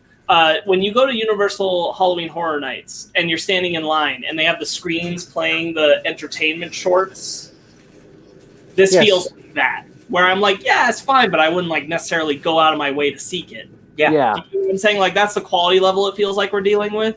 Yes. And I'm like, well, I'm certainly not going to go out of my way to watch it on Quibi. Yeah. It is. This is Sam Raimi's new show. Like, I'd be interested because of Sam Raimi, but like, But he's I just don't get- Executive producer producing means doesn't mean that he's got that much of a hand in it. yeah, it's not but his show. I don't get Quibi's whole deal in the first place, and like the fact that they launched now and they're not doing well because everyone's quarantined and nobody wants 10-minute long episodes. Everyone wants something longer. So yes, I because obviously the quarantine, I watch a lot of videos. I watched one on Quibi. It's like the guy who made Quibi was like, there is a market that is unseen, and it is the short burst market. It's in between regular shows and in between YouTube and regular TV, where people want 5 to 10 minute stints of things. I don't. Yeah. I don't. Yeah, I don't think that market's as lucrative as they think it is, because I feel like the production quality, yes, they're getting like big name celebrities and involved and They stuff. spent but, $1 billion on it's, this. It's just barely above what really talented and capable YouTube videos can be, and we don't pay for those. And they look like Shudder original movies or like sci-fi original movies, which again, like they could be fine. I'm not going to watch a movie in 15 parts. And I'm not going to pay for a streaming service to do it. Yeah, it's just their whole market is just the idea is insane to me.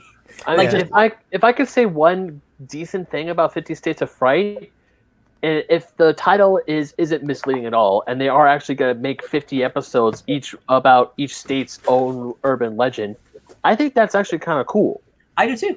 I think that's like the only good thing about it. But the fact that these things are only going to be 10 minutes long and it's on Quibi, a service I'm never going to put money down for. There was a show on Stars. There was an anthology show on Stars. I don't remember the title of it, but it was. I only remember. I don't know if you guys remember this, but I remember one episode specifically where it was about the dead military awoke and became zombies in order to vote. It was kind of this whole. It was kind of this like commentary on. It was supposed to like commentary horror. I forgot the name of it, but anyway, it was this anthology show. If you wanted to do something like that, like an anthology horror, based around like the 50 states mythology, like the folklores of the 50 states, like some of that stuff seems really interesting. Like the ball of yarn, the person, the ball of yarn. I'd be interested in that, but I'd be more interested in that as 30-minute long episodes rather than 5 to 10-minute long episodes. Yeah, I mean, It can even be the 10 episodes, like 10-minute episode lengths. But the thing is, like, I'm not going to pay for a streaming service to watch that kind of content. Yeah. And I also will YouTube that kind of content. Exactly. Yeah, exactly. And also, if you're going to introduce the urban legend of at each one of the 50 states in the union, then 10 minutes, I feel 10 minutes isn't even long enough, not even close, because you have to like tell the legend, set shit up, and then tell the story. But you can't just like, this is the legend, quick, bang, bang, bang, bang. If you want to scare people with the show, a 10-minute window isn't close. This is why I said that it's like the Halloween Horror Night shorts. Yeah. Very truncated little snippets of a story where it's like, yeah, all that matters is the present scare, not lore, not history, not plot beyond the moment. Yeah, and for urban legends involving, like, I want to know what the biggest urban legend in California is. I want to know that lore and history, but I'm not going to get it. Masters of Horror. That's the series I was talking about. Mm. It was a Stars anthology. Showtime anthology series by Mick Garris. It's pretty good stuff. There's some good stuff in it. Yeah, we talked about this when Disney Plus was coming out and its price point was so low. I cannot to myself justify a streaming service that costs the same as Disney Plus that gives me this kind of content. No, Yeah. not I can't. close. And it's all Yeah. it is all original content on Quibi, which I mean that is kind of cool, but like there's not enough to sustain it right now because it just launched. No. And they have they can have 10, 12 shows, and it's like, yeah, but that's only like A couple hours. a few hours of Yeah. content. The biggest thing I've seen was like there's the Chrissy Teigen like Judge Chrissy show or whatever it's called, where it's like a Judge Judy show, but it's a 10-minute, so it's an entire court session in less than 10 minutes. And I don't know if you guys know, but if you ever watched any like an old Judge Judy, Judge Roy Brown, any of these shows, those shows are not 10 minutes long; they're longer. It's hard to introduce the plaintiff and the defendant, and like I don't know anything about lawyer stuff. Like introduce the entire cast, go through all of their emotions and denials, and then get to the verdict in 10 minutes or less, and actually have it be compelling. Because you're trying to tell an entire story on both sides of these people in less than 10 minutes. That's nuts. That's too fast. You don't have time. There's no real estate. I was just looking at at the episode list for Masters of Horror. There was this one that I remember specifically called Deer Woman, and it's about a woman who's also part deer, and it's Deer Woman. Weird. And I remember it very, very vividly. I remember a lot of these episodes because I watched them on Showtime. And I was like, oh yeah, totally. Written by Max Landis and directed by John Landis. Hey, they can be talented still. Yeah, not every I still like Chronicle. Yeah, Chronicle's dope. Yeah, I still liked Green Valley. Yeah, it's cool. Yo, American Alien is really, really good. I hate it when good writers turn out to be assholes. Horrible person, but really good writer. All right, shall we move on? Oh, Although that's true. I did have one thing to say about Midnight Gospel, but you guys kept going. No, go ahead. This is my whole thing about Midnight Gospel. Smoke weed every day. That's it. Bro, that's not weed. That's acid. Yeah. It's way more than weed. I'm like, I don't know what weed you're smoking, buddy. It's not the right amount. Right. All right. So, Danny, it's James Bond time. Oh my God, we all definitely saw the new James Bond movie. We Double definitely credit. saw Nobody dies today. No Time to Die. So full spoilers for No Time to Die, guys. We are the only people in the world, again. I don't know how this happens. Guys, go out to your theaters. Just watch these movies. It's safe out there. Go out, watch No Time to Die. So full spoilers for No Time to Die. Starting now, if you don't want to know anything about that movie, keep listening because you're not going to find out anything anyway.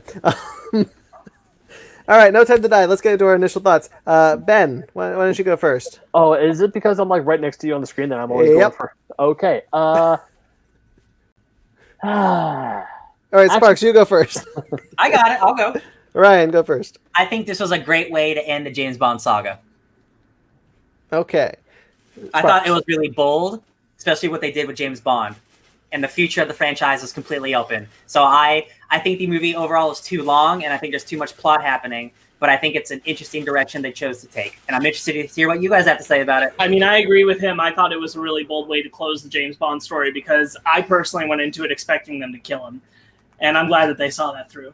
Yeah, he dies at the end of this movie. I couldn't believe it. Yeah. I can't believe it. It's awesome. I can't believe that they wiped out pretty much the entire running cast that isn't Moneypenny and Q and then Lashana Lynch. I need to hear your guys' opinions first before we keep going about the plot.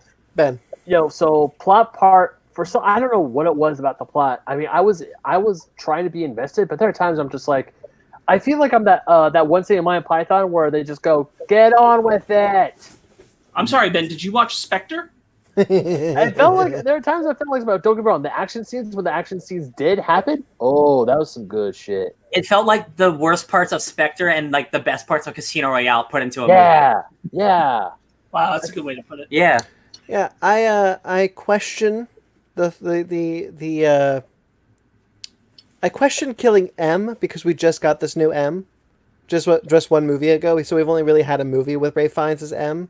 This honestly, this felt like a backdoor pilot for like almost a different franchise, and I liked it. I don't think it's a bad thing. I think it's gonna really be jarring to the audience. Yeah, burn everything to the ground. As a Bond purist, I definitely agree with that. Yeah. Because as you know, I love James Bond. I'll watch every James Bond movie. And I don't mind killing Bond. I think that's a really bold move, especially if you follow through and the next one is not a sequel or a remake or a reboot or whatever the hell you call them. And it is just like, hey, we're going forward with Lashana Lynch as. So you mean like, yes, a sequel, but not a relaunch of James Bond? Yes, that's what I mean. Like, if we don't get another James Bond after this, and we're just now doing Lashana Lynch as 007, like that, all fine with that. I agree with you. But I'm going to miss my boy, and I don't think that M should have died. I think he's the only one that I like that Q lived, I like that Moneypenny lived, but I would have liked also M. And again, it's just because we only had one movie with Ralph Fiennes as M so far, and basically like 1.5 with him as M. And I would have liked to see more with him. Yeah, because Judi Dench, she died in Skyfall, right?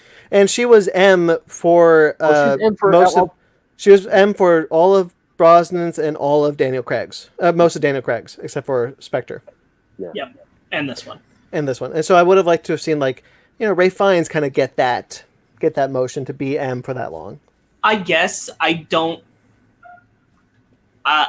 feel any real strong association to Ralph Fiennes as M, like beyond just recognizing who M is as a character. His specific version, I'm like, I didn't care. I didn't care that he died. Just the way that the film presented it, partially because Spectre bored me. So I don't have a lot of investment in it. And I'm fine with the fact that it looks like they're kind of changing what the MI6 is going to even be. So wiping out M makes sense. Well, I've always said that Bond has a hard time living in the modern day because of just what we deal with. Like, our spy networks are so different than what they were in the 60s and 70s. And it almost felt more like a Mission Impossible movie. Yeah, and I think moving Bond into the Mission Impossible. Yeah. I think moving Bond into that kind of direction is good for Bond and could re-energize Bond. And Bond as a character doesn't fit in that mold. So moving away from him in that direction is a good idea. I've always said if you want to keep going with Bond, you do it in the past. I don't think he exists. I don't think he should exist in the present day anymore. Right. So it's not really moving forward with Bond. It's moving forward with 00 agents. Yeah. No. Well, I was gonna say one of the people I absolutely loved in this film was Rami Malek's Dr. No. Yeah. Oh, spoiler alert. Yeah, he's Dr. No. Yeah, he's totally Dr. No. But not only is he Dr. No, they did I feel like they took Dr. No and what they should have done with Bola or whatever his name was. Blofeld? Thank you, Blofeld's character in Bola. I love it. I can't, it's been a long time. No, it's okay. So in the original Dr. No, when he meets James Bond, he says, "Forgive my not shaking hands, Doctor," because he lost his hands. He has robot hands.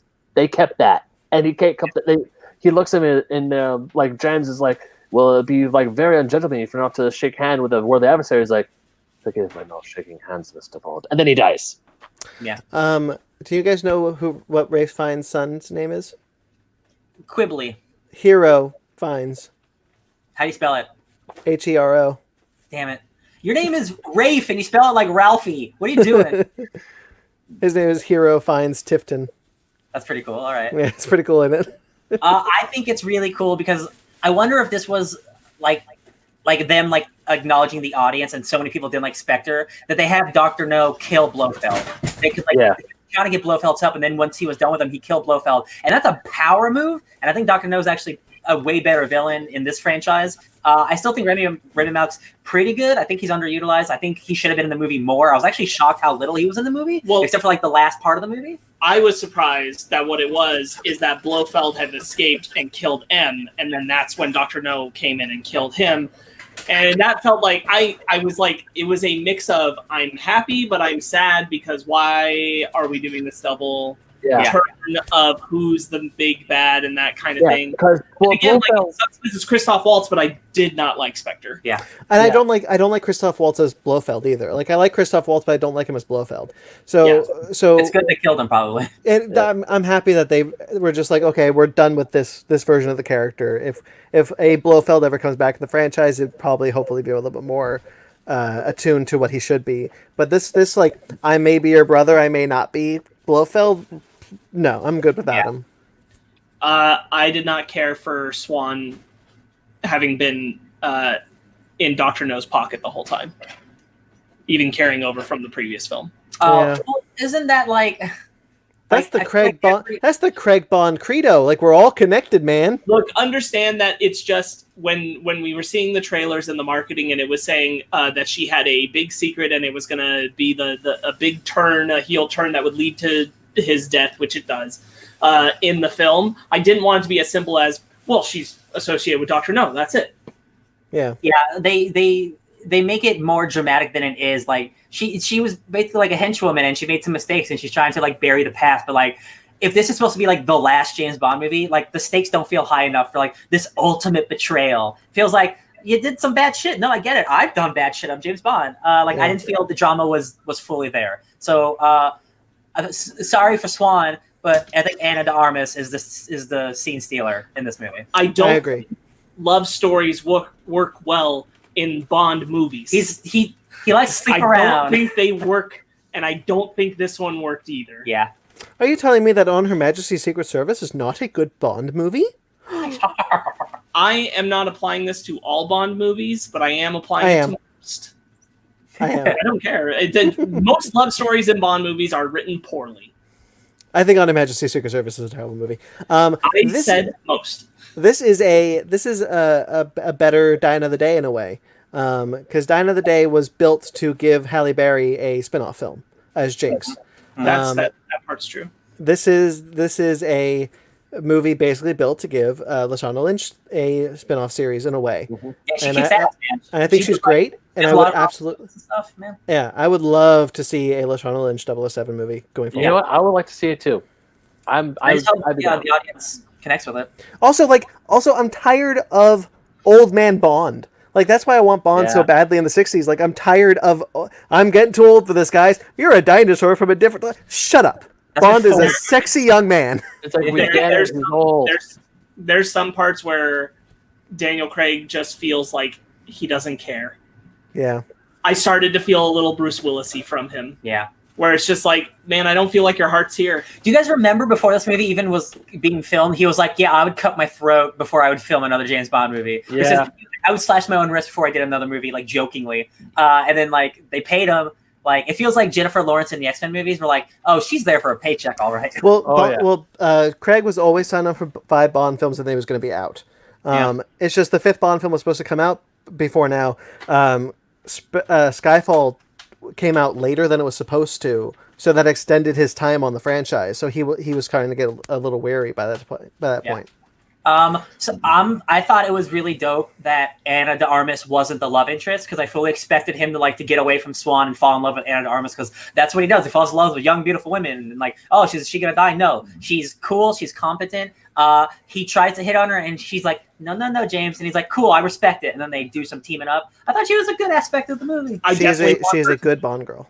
I definitely want her to be in the Lashana Lynch film, where they're teamed up together. Dude, they had some good scenes together too, where like they're never. It's like a Disney thing. They're never gonna put Finn and Poe together, but it's like, oh, you guys got some chemistry. Yeah. Okay. I mean, I don't know if I was like reading between the lines a little too much, but it's like, are they? I think it's there for fun to be like. I would buy that Sony would do it before I would buy that Disney would do it. Oh, 100%. Yeah. I think that would be a really good place to do it. And going back to Daniel Craig's performance, I think he's always been a good Bond. I've just never liked that since Quantum of Solace, they've played up the fact that he was an old man Bond. That's why I always shied away from the Idris Elba as Bond, because he was old. And if we did an Idris Elba as Bond, he would be the old man Bond again, and it'd just be like, I'm getting too old for this shit, and I don't like that Bond. I agree, except for Skyfall, where I felt like it was part of the story, so it worked. It wasn't agree. like a gimmick. It was like, this is a point of why this story is happening to you is because you are old. And I'm like, okay, that works. And because of that, I think Skyfall's an incredible movie.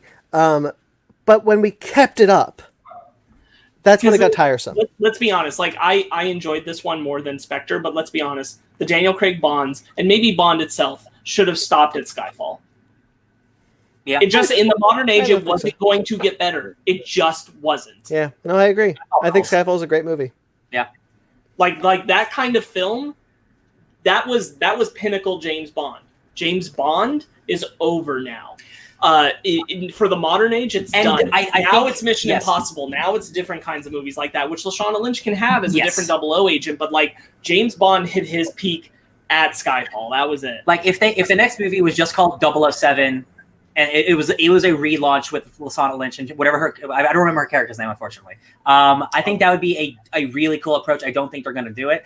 I think this was a good send-off for James Bond because of the incredible cameo that I'm glad no one's talked about yet. What's her name? Nomi. That's right. Okay, yeah. Sean Connery is in this movie for like 10 seconds. And I thought it was super cool because, one, he hasn't acted since League of Extraordinary Gentlemen killed him. But him being like a bartender when James asks for like a drink, and like he gives like almost like a little subtle nod, like, I know what you like. I'm like, was that too much for you guys, or did you like it? Because I thought it was cute. In any other situation, it might have been too much for me, but because it was Sean Connery, who hasn't come back for shit for so long, I was like, all right. Again, like, you had like the start of the franchise and the end of the franchise in a way. There was a poster going around a long time ago, before Skyfall, and it was Sean Connery, and it was old. It was an old James Bond, and Daniel Craig is the young James Bond. I've always hated the fan theory that James Bond is a title passed down. I've always hated that. I like it. And that's purely coming from me as like, I can suspend disbelief and say this is the same guy. Yeah.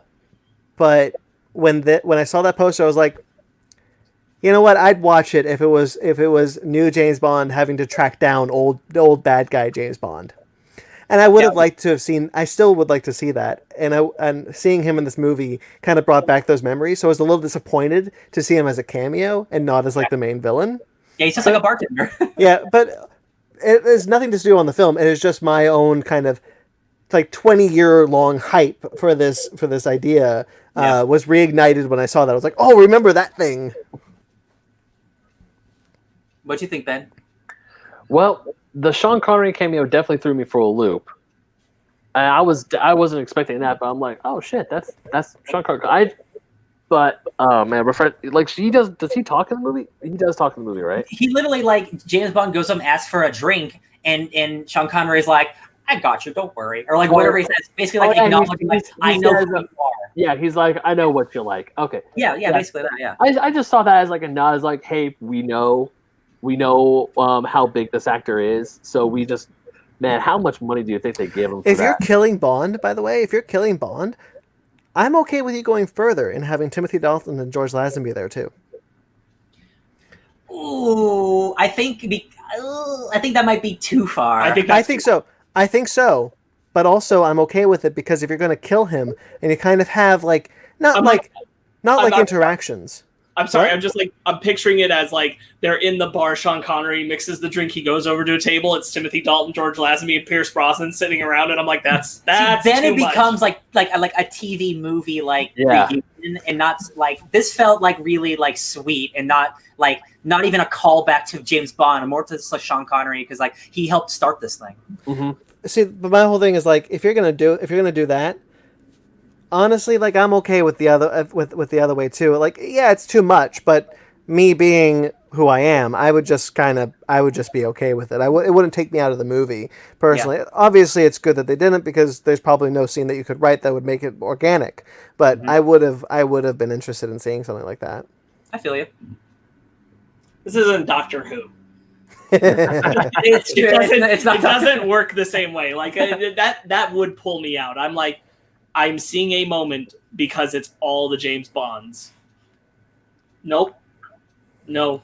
Yeah, no. We talked about how those moments like Chewie being given the medal in Rise of Skywalker is only there for the fans and not for the story. Yep. So like obviously we've seen it done horribly. But I don't think I this wouldn't was have a done- problem with it. Yeah, I don't think this one was done bad. Like Sean Connery, just like the set before Bond can say apple martini shaken not stirred, Sean Connery goes shaken, correct? And then he's like, yeah. Did you He's say like, apple martini? what kind of martini It's was a it? vodka martini. Oh, thank you, vodka martini. I don't. God. He's trying to be more healthy, adding apples. It's a martini. Before he could say vodka martini shaken not stirred, he goes shaken, right? And then there he is, and he's like shaking the drink. And there you go. Yeah. I thought that there was you go. Yeah, I thought that was a nice little nod that because he was the one who was the first James Bond, so I was like, okay, In many people's eyes, the best. yeah, many people's eyes the best. Yeah. What was another thing about the movie that I love that Aston Martin. Who doesn't? Yes, of course. What did you guys think of the way that Bond died, with them battling at the ice and him having fallen in the water, and when he reaches up and pulls Dr. No down and they both drown? Very, very Sherlock Holmes. Mm. And I liked that because Sherlock Holmes dies in a very similar way in Wrecking Ball Falls when he takes Moriarty with him. Yeah. So kind of have like, Dr. No coming. We talked about the Sean Connery moment bringing it full circle, but having Dr. No as the villain brings the franchise full circle in a way that you don't even expect. So having like, well, yeah, Dr. No's not his arch nemesis. It was always Blofeld in the originals. It does kind of like have this moment of catharsis, and now we kind of end where we begin together. Exactly. Like Moriarty and Sherlock. And of course, Always the been ice, rhymes. like right when the ice is cracking, that's when No delivers the line of "Forgive my not shaking hands." The ice cracks right when he goes down. He reaches and grabs Bond and drags him under with him. Yeah, I liked it. It's like I said, I like the Sherlock Holmes allusion to it. I think it's actually a really like it's a really like what's not sweet, but like it's a very personal moment. That's what I'm thinking of. These two guys, like they've been fighting on the ice, so there's no one for like a mile, right? And the ice keeps cracking, and like they both kind of know what's about to happen, but they're still fighting because like this is what else are you gonna do? And like when they like Dr. No, he does the line with like forgive me my arm, then he pulls him under, and James almost like accepts it because like he wasn't gonna get out of this no matter what. So like this is the only way to go is by defeating my enemy, and I thought that was kind of cool. I really want to hit on what you said, because you said like it's a very personal conclusion, and so it does work for me in that aspect, but I don't feel like their relationship up to that point in the film is very personal. Yeah, they're trying really hard and it isn't working, just like Inspector. Yeah. Again, like all the action in this movie is phenomenal, but then like a lot of the plot stuff, I was like, this is like almost like Spectre Part 2. So like, I am very happy that when you bring back Q, you got gadgets back. Now, the Daniel Craig films have been really bad about doing gadgets. They don't do like laser watches or invisible cars. They don't do anything like that, and that's a bummer. But whatever. Modern day spy movies are much more boring. But I do it. Mission Impossible has cool gadgets. Oh, okay, yeah. That's why I like the Kingsman films and the Mission Impossible films, because they have really cool gadgets. Yeah. But it was nice to kind of have like what would be a kind of like modern day gadget type thing. So I was happy to bring back gadgets with Q. I like the guy who plays Q, Ben Whishaw, right? Yeah. Ben Whishaw. Yeah, he's really good. He's a good Q. Yeah. I'm glad that he'll be Paddington. I would like to see him in the next one for sure. Me too. Yeah. It's not my favorite Bond film, but it's not the worst of the Craig films. It's definitely it was a little refreshing after Spectre, but at the same time, there are times where I'm watching this movie, I'm like, it reminds me of Spectre, and that I get to the good stuff. Get on with it. I think it clears the bar of Spectre, all right, but that's not a very high bar. It still doesn't hit Casino Royale, and it certainly doesn't touch Skyfall. Yeah, no. And I think any Bond film would be difficult to touch Skyfall. Yeah, that's what I'm saying. Like that's peak. It will never be better. I guess I'm glad this is the movie it ends on, and not Spectre. Because yeah, I am too. Because one, it is an ending to this Bond, and it's potentially a lead into a cool new version of Bond. It's very weird to have seen a Bond film actually have an ending. Yes. Not like a lead into another movie. not like a off into the sunset kind of thing with James. Like it's this. Yeah, because done. Because normally, I mean, back in the Brosnan era because the Bond films end with like someone trying to call him. He hangs up and he's with the Bond girl. Then it just pans out and there's like right. But I mean even more specifically, yes, just in the context of all the Bond films. Well, I'm speaking even just like the actor's last Bond films, and this one just the ending of Die Another Day is disgusting. I was just thinking about it. Yeah. She's got the diamond in her belly. He's like, no, keep it in a little longer, James. Oh God. Diamond face. People got mad at Kingsman for doing the anal joke at the end, but like, Die Another Day was the worst one for Brosnan to go out on for sure. Yeah. As a big fan of Pierce Brosnan's James Bond, I'm really sad that was his last. Me too. Yeah. He made some really good movies. Some really good. He Bond really movies. did. He really did. Yeah. I'm a big fan of Tomorrow Never Dies. Me too. Oh, that's my favorite one. GoldenEye is incredible. I think GoldenEye is incredible too. I don't think Tomorrow Never Dies gets quite the attention it deserves. That is Zod is the bad guy, right? Tomorrow Never Dies is, yeah. Yeah. Martin Campbell directed GoldenEye, and Zod, then like don't you mean Jonathan Terrence Pearce? Stamp. No, Terrence Stamp, right? No, Jonathan Pryce. Jonathan Pryce has never been a Bond villain. Yeah, he is. I know that for sure. That we're talking about the same one where. Wait. It's wait a not minute. Hold on, Brandon. It is Terrence Stamp and Tomorrow Never Dies, right? I'm pretty sure. Okay. Bond talk. Okay, but GoldenEye, by the way, was actually written for Timothy Dalton, but he passed. Martin Campbell directed Casino Royale and GoldenEye. It's Yeah. two of the best Bond movies, maybe. And Yeah, it is. Best Jonathan Resort. Pryce. Jonathan What? Pryce is Elliot Carver. Damn, dog, you just got schooled. Stephen King and Bond expert over Okay, here. but Terrence Stamp is a bad guy in a Pierce Brosnan one, right? I don't know. I'm looking at don't know. Terrence Stamp. This is thrilling audio. Are you talking? Hold on. Wait, it could be. I always get it mixed up with How the hell do you pronounce Terrence? How do you spell Terrence? Terrence. Yeah, E-N. Okay. Jesus. Yeah. What am I trying to say? Right. So, Bond, Pierce Brosnan was actually not supposed to be recast after Die Another Day. He was contracted for a sixth Bond movie, but they decided to go against his contract and actually recast the role as with Daniel Craig. And he didn't find out until he was watching the morning show, and they announced his casting. He's been kind of bitter about it ever since. Oh, That's fair. Actor. But then he made The Matador, so hell yeah! I love that movie. And what was the other one? After the Sunset. Yeah, both those movies are really good. Matador's dope. Matador is dope. Greg Kinnear. Greg Kinnear. I don't think Terrence Stamp was a Bond villain. Wow, what do I remember? Good job, Ben. You beat them all. Wow. He's pulling his thing up now. What was the villain in Everything or Nothing? Which was the one with the nuclear bomb? I don't know, dog. With the nuclear submarine? Oh, what's his name? Sala from Indiana Jones is in it. wasn't that the guy with the bullet in his head? Yeah. Is that Tomorrow Never Dies? No, that's not Tomorrow Never John Dies. Reed's deities. Is that Everything or Nothing? No, that's not Everything or Nothing.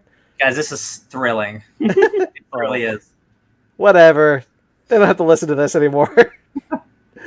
Shall we move on to our book club, though? Wait, we gotta rate it. Oh, yeah, we do got to rate it. Yeah. Okay, you go first, Ryan, since you started this. Okay. I'll give it a 7.5. I think it's a very good action movie, but a pretty boring talky movie. All right, 7.5. Yeah. Ben, since Sparks is on the interwebs? I'll give it a 6.5, 6.5. I mean, the action is great, but still, it's just get on with it. Hurry it up. Yeah, I feel that. Sparks, what do you want to rate it? I rated it a 7. Yeah. 7? Okay. Yeah, I like a lot of aspects about what it means to the franchise, and I like that it's an ending, but I don't love a lot of its content. Okay, so I'm thinking about The World Is Not Enough, and that's Robert Carlyle as the Bond villain, not Terrence Stamp. That was Rumpelstiltskin. Yeah. Okay, I give it a 7.5 also. I like this movie. It's better than Spectre. Not as good as Casino Royale or Skyfall. Not even. But, it's a good Bond movie. Good movie to go out on. Nope. Nope. Better than Quantum of Solace. Yep. All right, so we get into our book club. Quantum of Solace truly is the Iron Man 2 of James Bond. That's such an insult. Some would say even the Thor of the Dark World. Oh. I'd go more with Iron Man 2. It's trying to set up a lot of crap that doesn't mean anything. That's fair. Okay, let's go into our book club. Ryan, take it away. Where am I taking it to? Book club. Oh, I thought you were gonna take me like to a location. Oh wow, Jonathan Pryce just looks a lot like Terrence Stamp in that movie. Yes. So my book that I picked this week was the October 2010 Chaos War, which was a big Marvel event written by Greg Pak and Fred Van Lente, and it is drawn by his great name is right here, you guys. I got it right here. Hold on, babies. It is, I can't, it's right here. I got it. Boy, this is good audio, eh, Ryan? No, at least I'm talking. It's Toy Fam. He doesn't have a Wikipedia because he doesn't have a lot of work done, but I like this book a lot because, one, it focuses on Hercules, who I love, who is a comic book character who is not around right now. Actually, he showed up in some issue, but this was a big cosmic event, and I love the Marvel Cosmic Universe. This era of Marvel is my favorite. Everyone has their own era, like when they grew up, and it's their favorite. But like this core cast of characters, like Amadeus Cho, is so cool and funny. This is about the end of the universe and Hercules turning into a giant super god to fight the little existence itself. This is just that era when Bucky was Cap, right? Yes. And Steve was there still too. Yes, he was just Super Soldier Steve Rogers. Mm-hmm. I got some Gurren Lagann vibes here. Sure. Yeah, Oh yeah. At the end there with the two big guys fighting. Oh yeah, Yeah, they're not throwing galaxies at each other, but no. I think this book is just so much fun. Like when I think of comic books, this is the type of thing I read. I think about like the God Squad. You have like Galactus and you have like all of these like pantheon of gods trying to fight the embodiment of nothing. Like before there was Null the Oblivion King and before Secret Wars and all that stuff, like this was the big bad, the Chaos King. And I just think it's a really fun story about Hercules being a big lovable oaf who's basically just a dude who works at a Renaissance fair. And Amadeus Cho, his BFF and his Medusa girlfriend. I think it's a lot of fun. What you guys think? I had no idea. I know who Amadeus Cho is, but I had no idea about this era of Amadeus Cho. Yeah, last time I saw him, he was Hulk. So yeah, this is like years after. Oh yeah. When Amadeus Cho being Hulk is years after this. So. Yeah.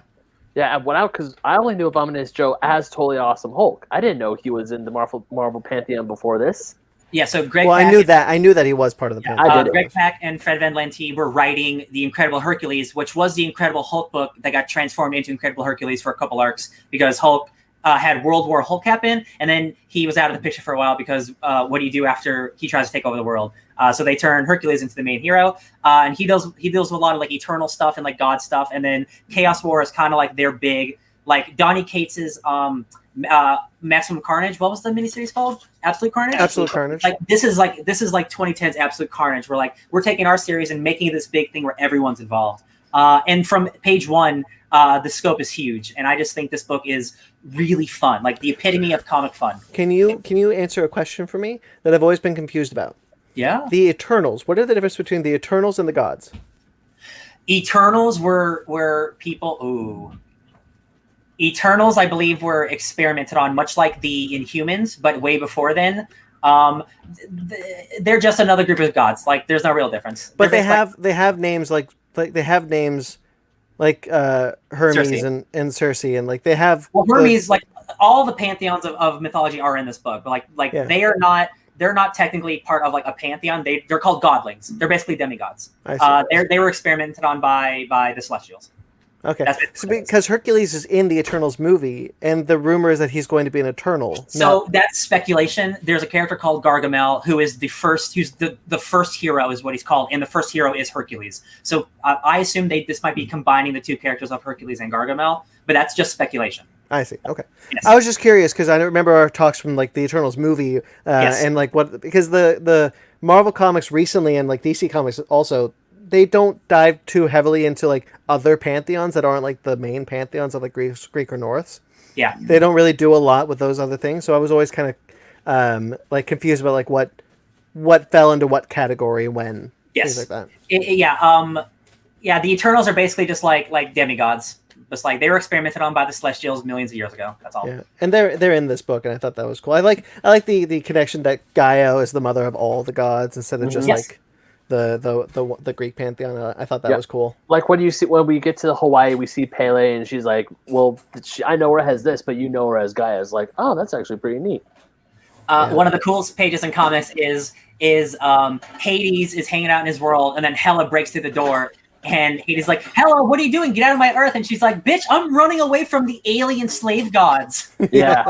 Alien slave gods is such a term that can only work in comic books. Where like the idea alone that like the Chaos King has killed Nightmare and he's taken over the Nightmare world. So if anyone falls asleep, they're under control. But he's also like gaining power by just killing all the other gods. So he just has command of the mortal realm. Was that us or you? That was me. Okay, so the Chaos Lord King has control of all reality except for people who have god powers or god like immunity or whatever. So it's about Hercules trying to just overcome his stupidity sometimes, or just like how to be a good hero. And he's so charming. And Amadeus Cho is such a rad character, and he's a millennial, but he's also like 18 years old and like the smartest kid in the universe. So seeing him have to like fight the Chaos King by using his smarts, I like a lot. Mm-hmm. Yeah, I did too. Yeah, this book's a lot of fun. I really like that end of the first issue when they just turn back and all the Earth's heroes are just suspended, asleep above the Earth, and it's like, oh dang, we all messed up now. Yeah, that's real good. Or even when the Silver Surfer, or not the Silver Surfer, like when they bring Galactus, like when Hercules is assembling his God Squad.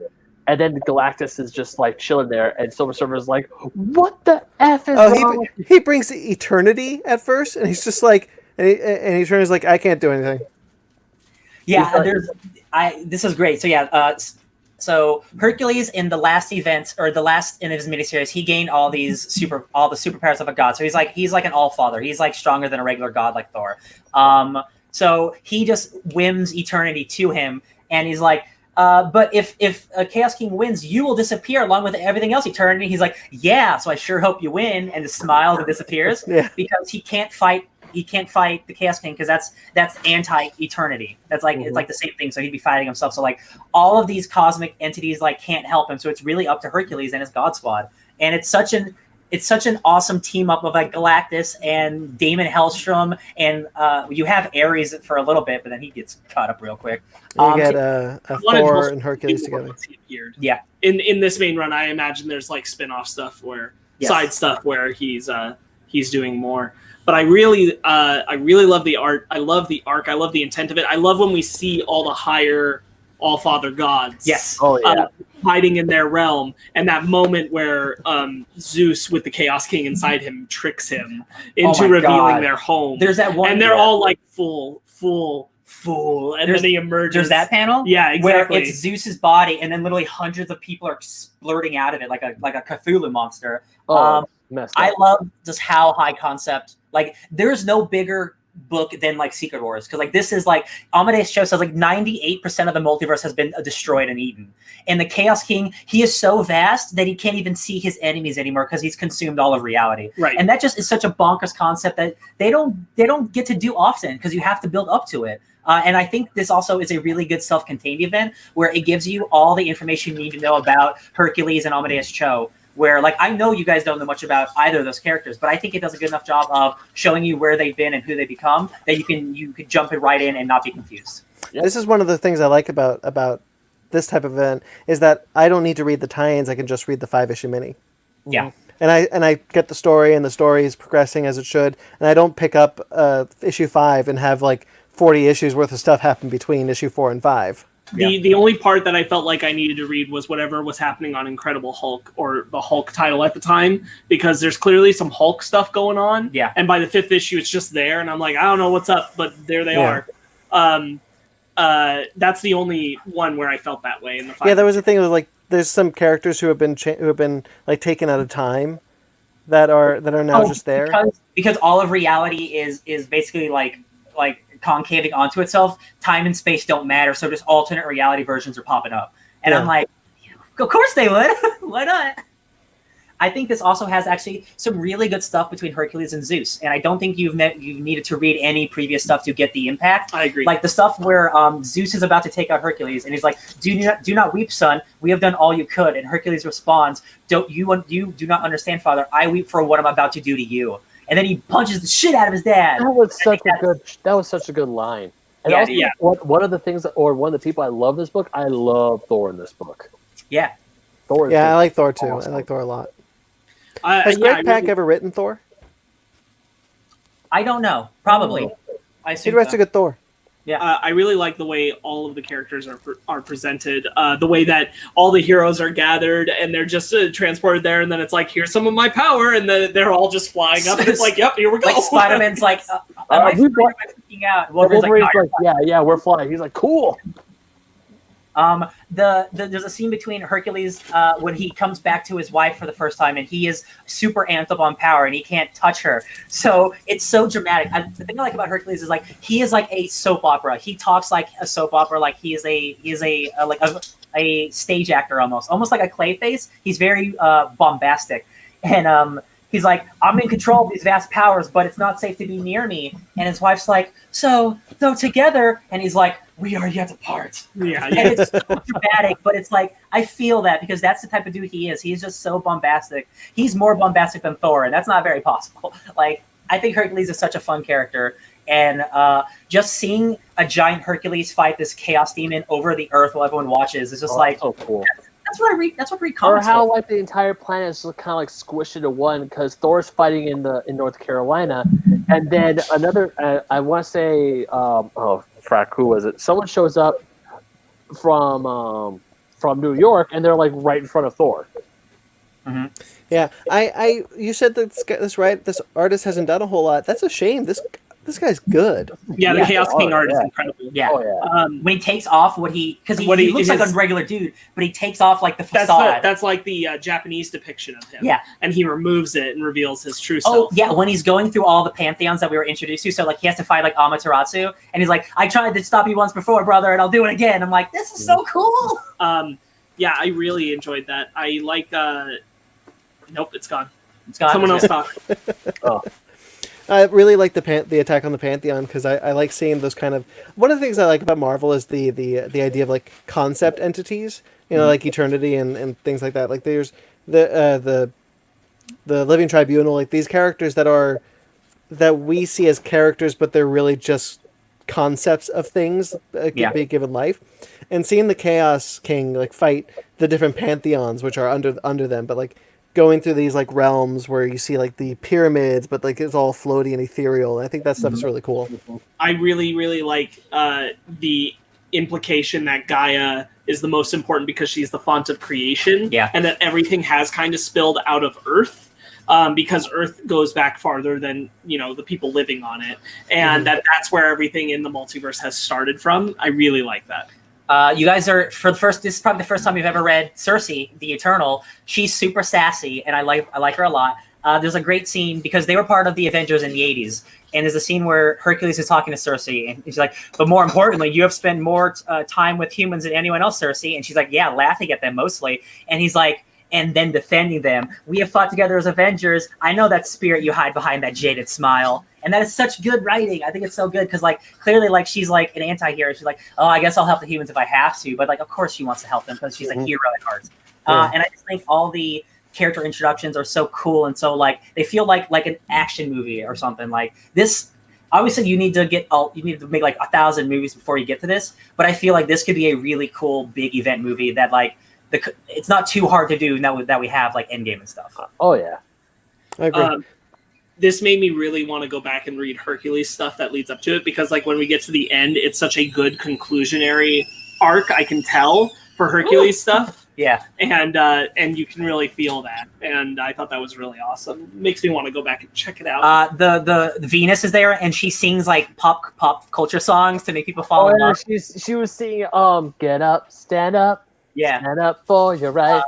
There's a great scene where Amadeus is standing next to Thor, and he's like, "Listen, I know I'm under Venus' spell, but I love you, man." And Thor's like, "I love you too. We will never speak of this again." That's so great. I think this writing is really crisp and it's really like spunky. I Fred Van Lente is slowly. He's been writing for a long time, but like he wrote the Taskmaster miniseries, and he hasn't written a lot since then. But like he's one of my favorite like comedy writers. Like this dude has a great voice for characters. I like him a lot, and obviously Greg Pak rules.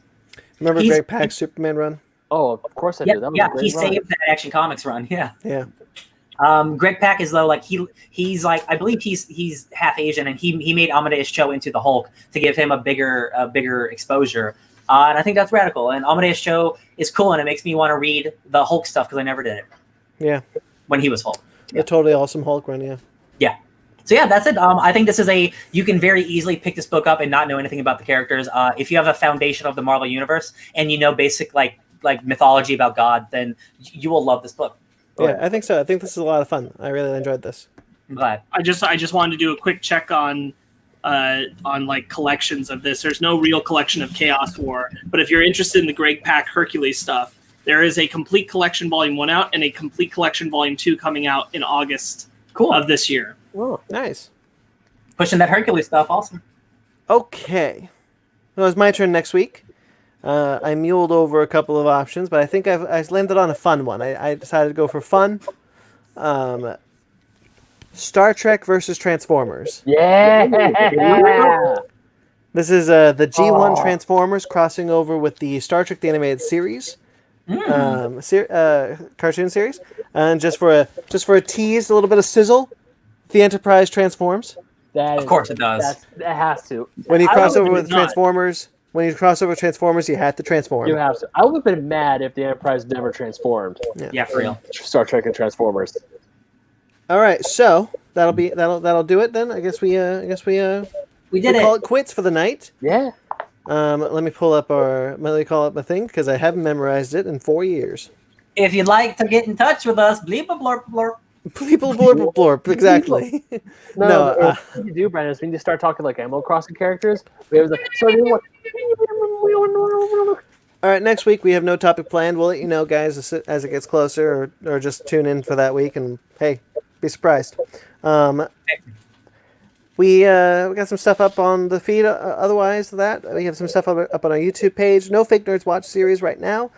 We just finished up Picard. You can check out our Swamp Things, our Watchmen's, our other things. Stranger Things, The Boys. Game Game of Thrones of Thrones was the first one, right? The Boys. At least 2 episodes of The Dark Crystal. He said something. Yeah. Oh, don't say its name. We're going back. Maybe soon. And Basement Arcade is the series that continues to go. With Mortal Kombat 9 is the series we're doing right now. That was a lot of fun to revisit. Because I can't go to Ryan's house to record more Sonic Mania, and it's sad. Oopsie poopsie. I don't want to get you guys sick. You guys did like 18 episodes. Think of it as a break. Yeah. All right, so we are also a Funko affiliate. You can use the promo code SHOP10 for 10% off your purchase by clicking the link in the description below. We are a Patreon. We have a Patreon. Thank you, Joey's on for subscribing to our Patreon. We have a TeePublic. New shirt on TeePublic, guys. Check that one out. Be a lot of fun. Support us in this trying times, but support yourselves first. First and foremost, support yourselves. True. And if you can spare something, support your favorite artists. Maybe your favorite artists are us. Thank you to everyone who listens. We greatly appreciate it. Thank you to Jeremy Vellucci for our theme music and our interim music, which you did not hear on this live stream, but you will hear on the audio cast after this. Up on our things. You can find him at Jeremy Vellucci Keyboards. You can find his show, Suburban Proctologist, all at Facebook.com/Suburban Proctologist Official. Instagram at SubProc Podcast. You can also find it on iTunes, obviously. Thank you to Mike Matola. We greatly appreciate your involvement and your help. Hopefully more help to come soon. You can find him at Mike Matola on Instagram and Twitter. Yeah. We are on Twitter, Instagram, Facebook, all at Fake Nerd Podcast. FakeNerdGuys@gmail.com if you'd like to get in touch with us personally. I'm at BleepaBlooperLorp. That's not true. I'm at BT McClure on Instagram and Twitter. Ben, where are you? You can find me on the internet at BenMagnet27 on Instagram and Twitter. You can also find me writing for OldSchoolGamerMagazine.com. Newest article just went up today. And also my guest appearance with Inga Draper on Adults Talking Anime Plus went up last Friday, so that episode is up and ready to listen to. You can hear me talk about anime and stuff. Your article is in the description below. Yeah. Yeah. Sparkles? You can find me wearing the same sweats day in, day out from Monday to Saturday at Sparks Witty on Instagram and Twitter, SPARKZ Witty. Ryan? You can find me. Nope. I was gonna say something gross, but you know what? You can just find me at DJ Tony Snark everywhere. It was gonna involve his sweatpants. I'm streaming a lot on my Twitch channel, which is also my YouTube channel because you can connect them very easily. So just look up DJ Tony Snark. Streaming a lot of X-Men stuff. It's probably what I'm gonna be streaming for the next month because there's a lot of games. All right. Subscribe to us on iTunes, Stitcher, Google Play, TuneIn, Spotify, iHeartRadio. Rate and review wherever you get us. We greatly appreciate it. Until next week, guys. Hands. Stay Nobody fake. dies until they do. Tomorrow never dies. It's dying every day. Die another day. A lot of people are dying for the first time. Stay fake, nerds. First time. Damn it, it's 2 buttons.